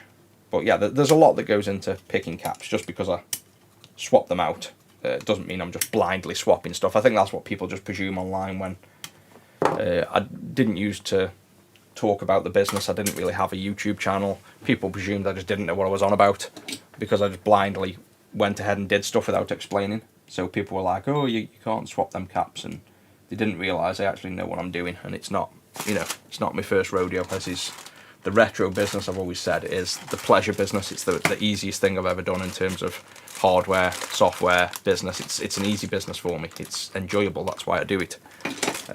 The last business I had was 50 employees, 2 countries, massive investors, a lot more pressure, a lot more work, designing full-blown Linux computers, writing network stacks from the ground up, you know, a hell of a lot more complex stuff than fixing Game Boys and retro computers. But I much prefer this. It's just that I don't normally talk about what I do. I normally just get on and do my job. But I think I've found the hard way that if you don't talk about what you do in the retro scene, you basically just get abused.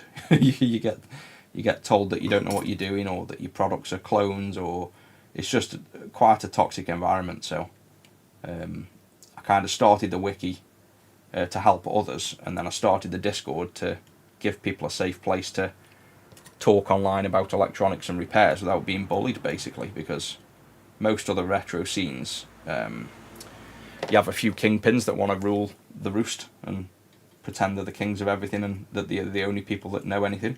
So anyone that goes into them Discords and asks simple questions just gets told they're an idiot or stay away from electronics, whereas in our Discord you can come and ask stupid questions and you'll get proper answers and you'll have fun and a laugh with people. You won't find anyone abusing, because the minute anyone abuses in our server, I kick them. That's the whole point of that server, is to allow people to feel safe to ask stupid questions. That's how we learn. If you're afraid to ask questions, you're not going to learn.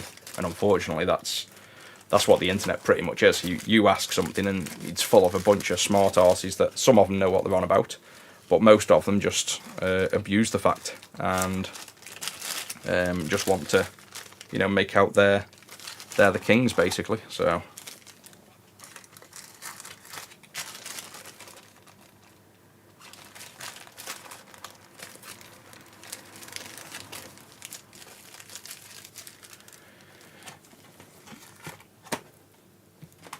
right, I think that's the recap done. Yep, so all of those, that's everything done. So as long as we didn't make any mistakes, this should be fine. So let's see, we've got to put the heat shield back on. We can't do much without that.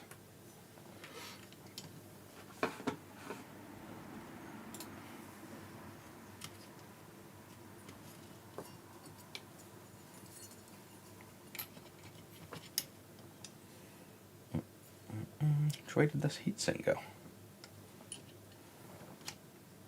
Surely it goes on there. It's got to go on there. Yeah, I think that heatsink's just fell down a bit. There we go.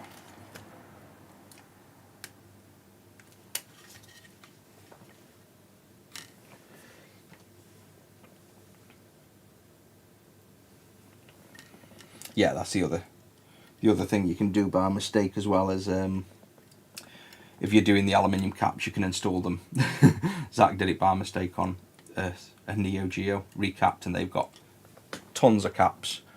And the problem with the Neo Geo is the symbols on the board are typically a white line for negative, because the caps themselves, even though I've binned them all, the aluminium caps normally have a white line where negative is.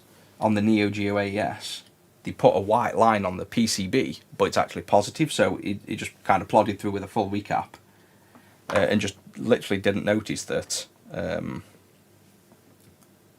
the caps were all on backwards, so we had to recap the whole board. But then you'll never make that mistake again, because obviously once you make that mistake and you've recapped an entire system, you're certainly not going to do that again. But I get why, because it's easy to follow. Plus then things like tantalum caps, the line on them caps actually indicates positive, as opposed every other cap known to man, the line indicates the cathode, the negative. So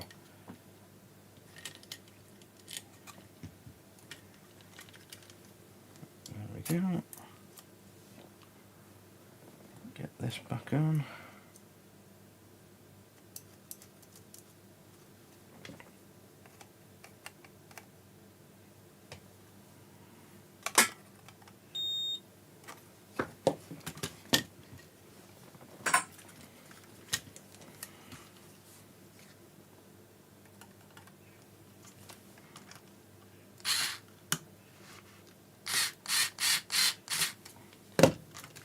It's a lazy way to do it if you can't be bothered get a spanner or a socket out. Right, so that's that on. I don't think anything's going to be wrong, so I'm just going to build this back up anyway. I highly doubt anything's gone wrong, but famous last words. Goes back in there. Now this goes into there.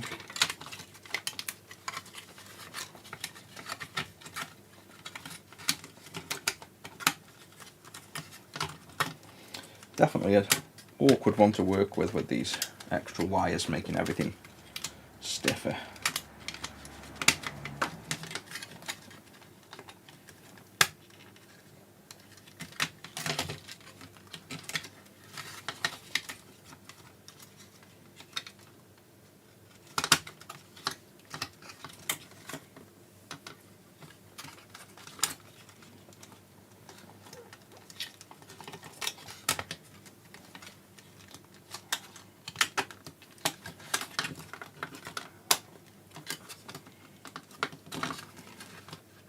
Yeah, I think I'm in place. There we go.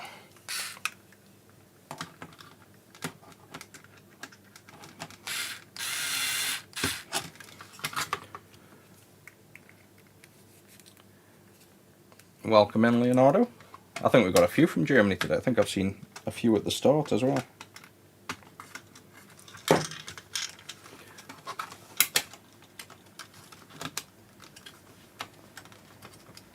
I think this reassembly is more difficult than the entire recap.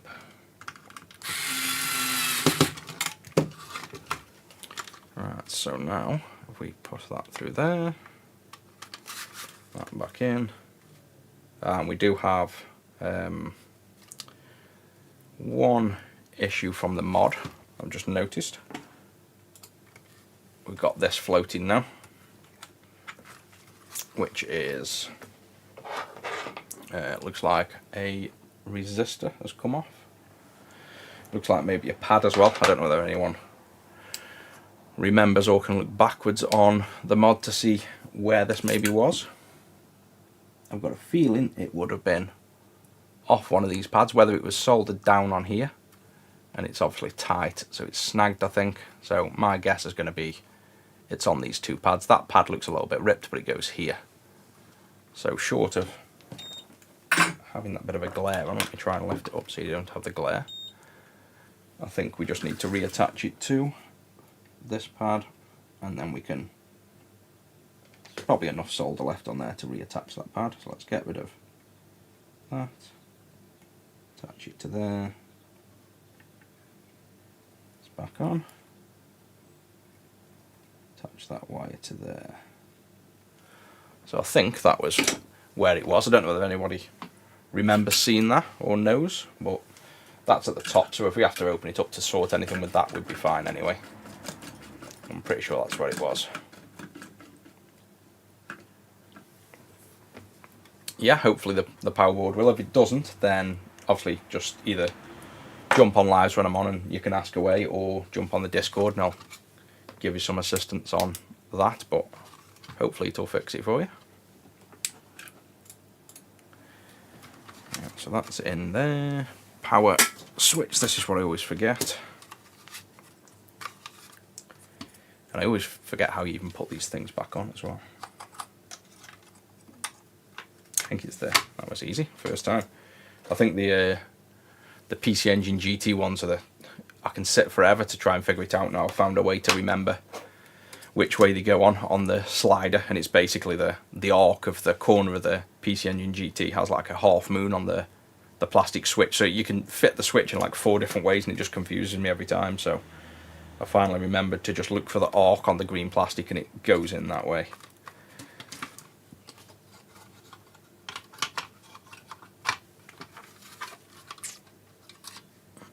Put that on the right way would help.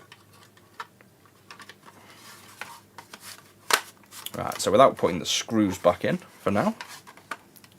Oh yeah, cart converter.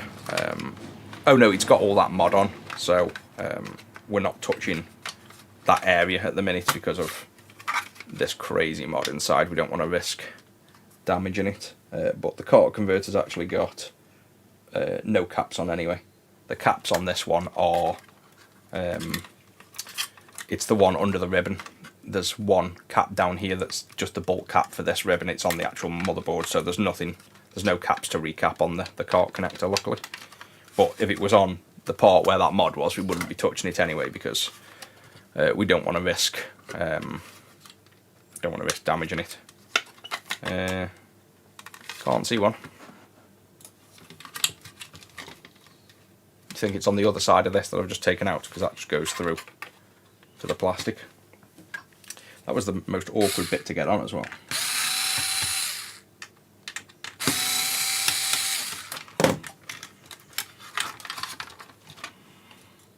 Ah, yeah, so there is. Little baby one sneaking there. And he is... I thought that's what the one under the ribbon was going to be for, the bulk. He's a 10 microfarad, so he's just a bulk as well. Let's grab a 10.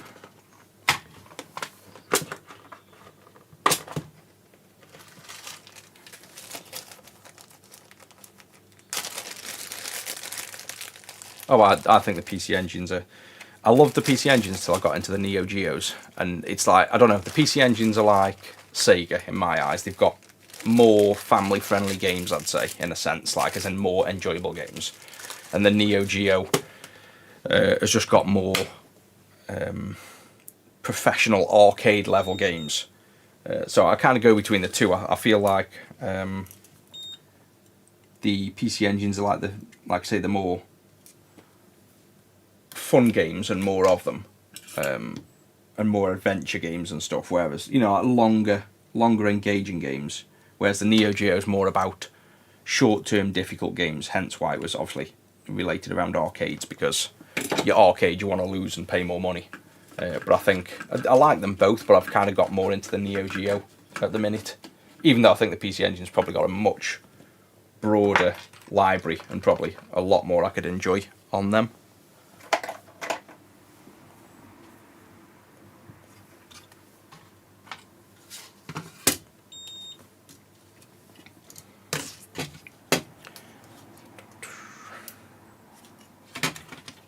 Back in we go.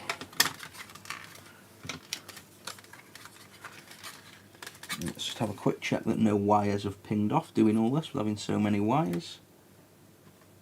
Yeah, luckily we look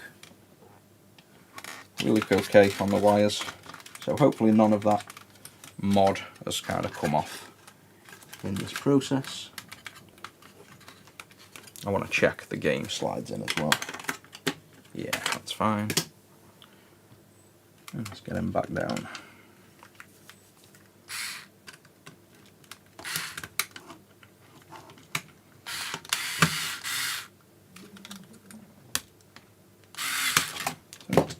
Right then, where's the other one?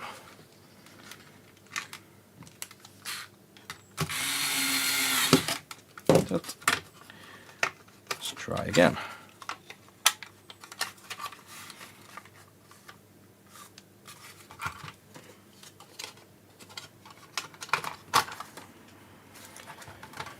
Yeah, might as well put the screws in. Let's go for the full build, because if there's a problem, we test it now, then we put the screws in, then there's a problem, we'll miss it.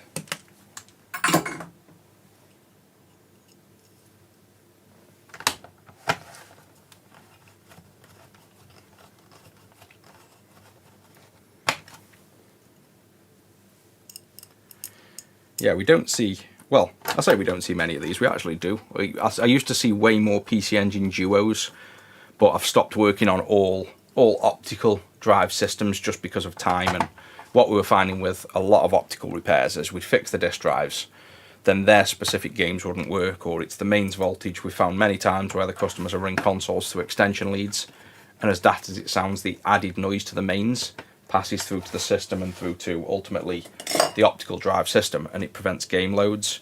So it'd just be a lot of the time you'd have unhappy customers because they paid for work, you get the optical drives working, and then it still doesn't work for them. We used to see PC Engine Duos, but like I say, I don't work on them now, so we don't see that many just PC Engines, because I think the Duos are more popular.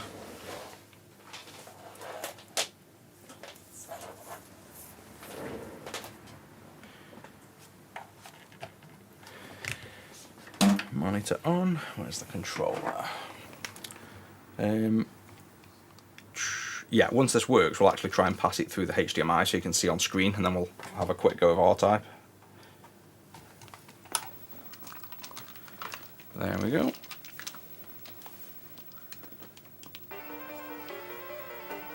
So, just so you know it's working. There's R-Type. So I'm going to get this going through the OSSC, so you can see it on, well, let's check RGB works now we know that works. I don't think the RGB is going to work, to be honest, still, because either my prototype cable doesn't work, but it was giving different visuals than the composite. That's what's making me, mind you, that actually makes sense, because it would do, potentially, if the RGB isn't loading. So let's just see if RGB works. Oh, well, yes and no. This is probably because this is my specific cable. So this is obviously a prototype for the clean RGB, which we might use different pinouts than the standard output. So it's not really working because it's wired wrong. So obviously it looks like we've got audio wired where colour is, but this is obviously, this isn't something that's just off the shelf and meant to plug in. It's designed for potentially an RGB modded one. So we'll stick with, I don't think I've got any other like stock RGB cables for that.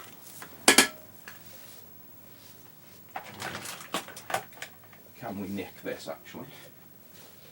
Micro USB. Right.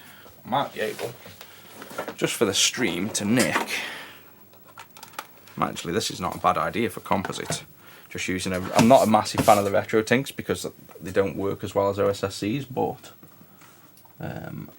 for this purpose it's probably going to work good.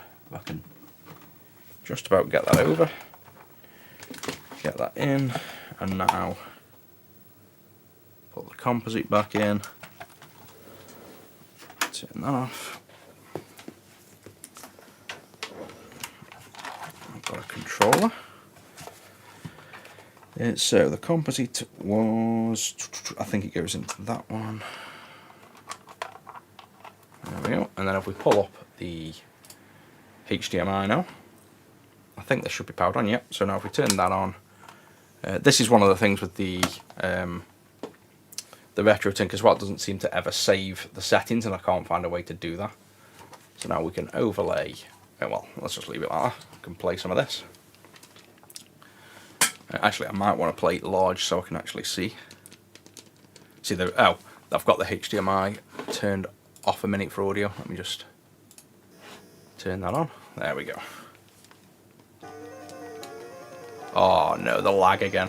I'm bad enough at this game as it is without the lag. I've got like input lag on the obviously the capture. This is going to be impossible. The upscale this is RetroTink 5X. I normally use the OSSCs. Oh, you can't even see. I normally use OSSC for most things, but because this is composite, I'm just using a RetroTink.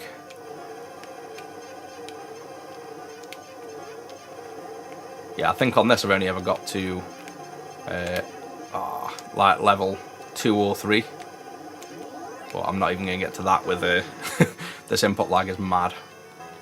It's like, I don't know, let me try and figure out roughly how much input lag there is.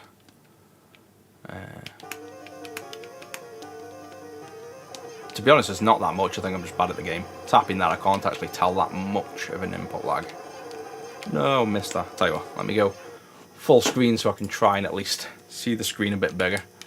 See if I can do any better. Oh, I've missed the other power up. This is shocking. No! Wow, I am doing absolutely awful. I'm not normally that good, but I'm not normally this bad. Jesus.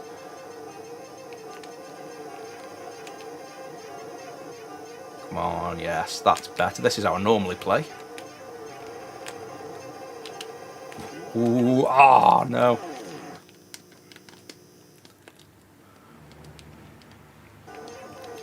I've got to get somewhere. Tell you what, let's try.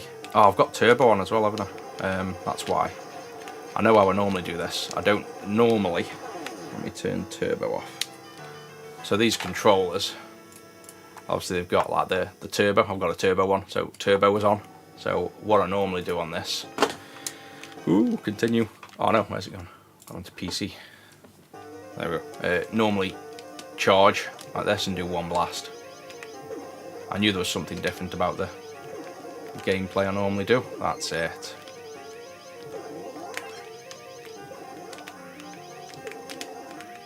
Oh, missed it. No. No, I'm definitely getting paid to play them. This is all part of the customer's time. Gonna build them some more for QC. Gotta make sure all those mods haven't moved. No! Oh, wow. I've got a game I'm actually good at. I'm looking like really bad at this. Space Invaders. No, I'm worse at Space Invaders. Let's stick to R-Type.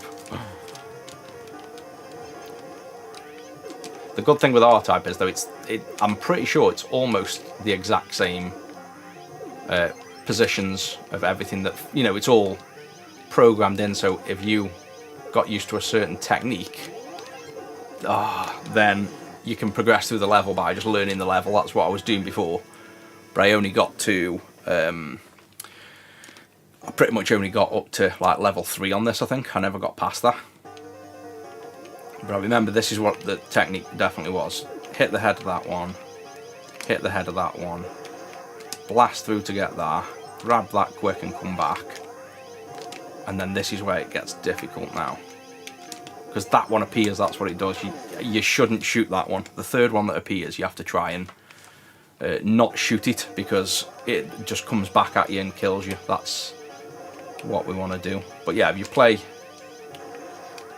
the game consistently in the same way, and then this is the one you don't shoot. Oh, that's why they put that in front of you, don't you? And then you go for shoot the power up and you end up hitting yourself. There we go, we're through that bit. This game is crazy difficult though. Like for considering level 1, this is absolutely crazy how hard it is. One hit and you're dead.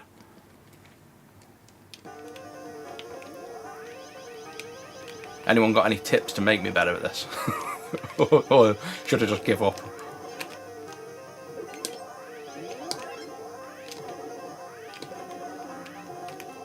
Yes, got that before. I think the key is going to be getting these power-ups, to be honest. Oh, this is where these things are impossible. When they fly in, it's really hard.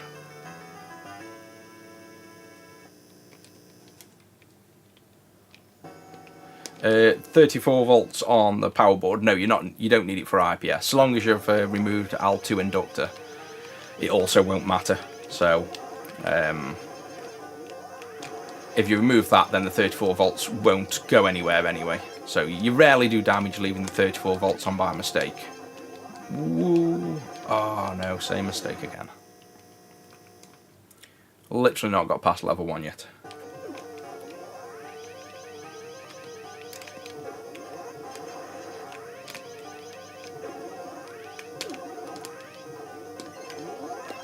I mean, there is the slight delay as well. I suppose in a game like this, that slight input lag is going to make a difference. Right, these... No, that one's going to get me now. I know for a fact he is. Ooh, how the hell did I survive that? There we go, now we're going to get somewhere. Because now we've got a bit of protection from being hit. Go on, yes. Yes, there we go, we're getting somewhere. Oh no! The cat. Oh. Yeah, it's all about them power-ups. If you can get them power-ups, you can survive, but you need them. That vertical power-up is definitely what we need. No, missed the first one. Okay, let's just go to rapid fire in this one. Let's go for a different tactic, because I'm screwed without that power-up. Oh no. Oh, we've got the little ship.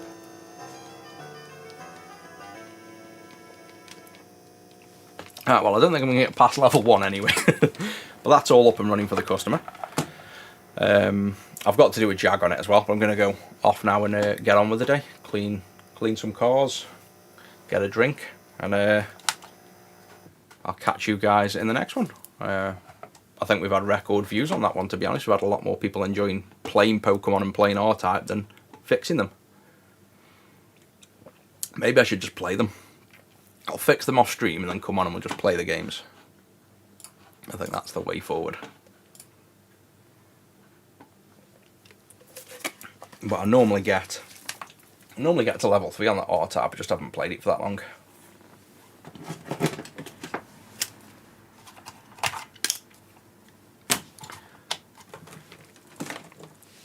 And then I'm gonna set one of these up over here, to be honest, this retro thing, because that is useful for composite. And I think we'll definitely start playing some more. I think, what do we think about fixing the consoles, and then whenever I've fixed a console, we just have a play for the 15 minutes, because I normally do that off stream. I normally do the QC off stream, but it seems like a lot of you enjoy, obviously, watching the gameplay, so it might be a nice little time to catch up on the chat and, like, you know, play the consoles when we fix them, as almost a standard thing when we do a repair.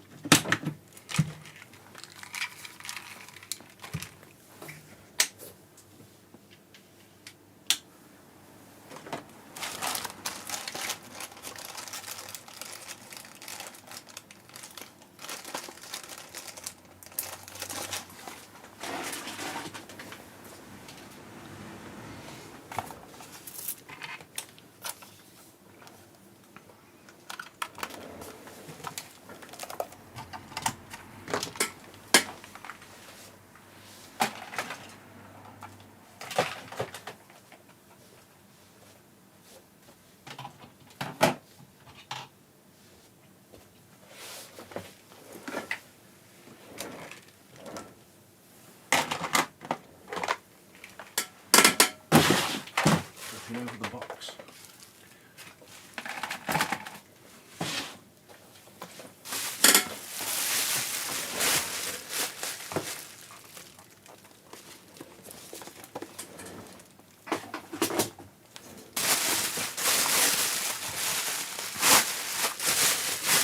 And guys, I'll see you maybe tomorrow.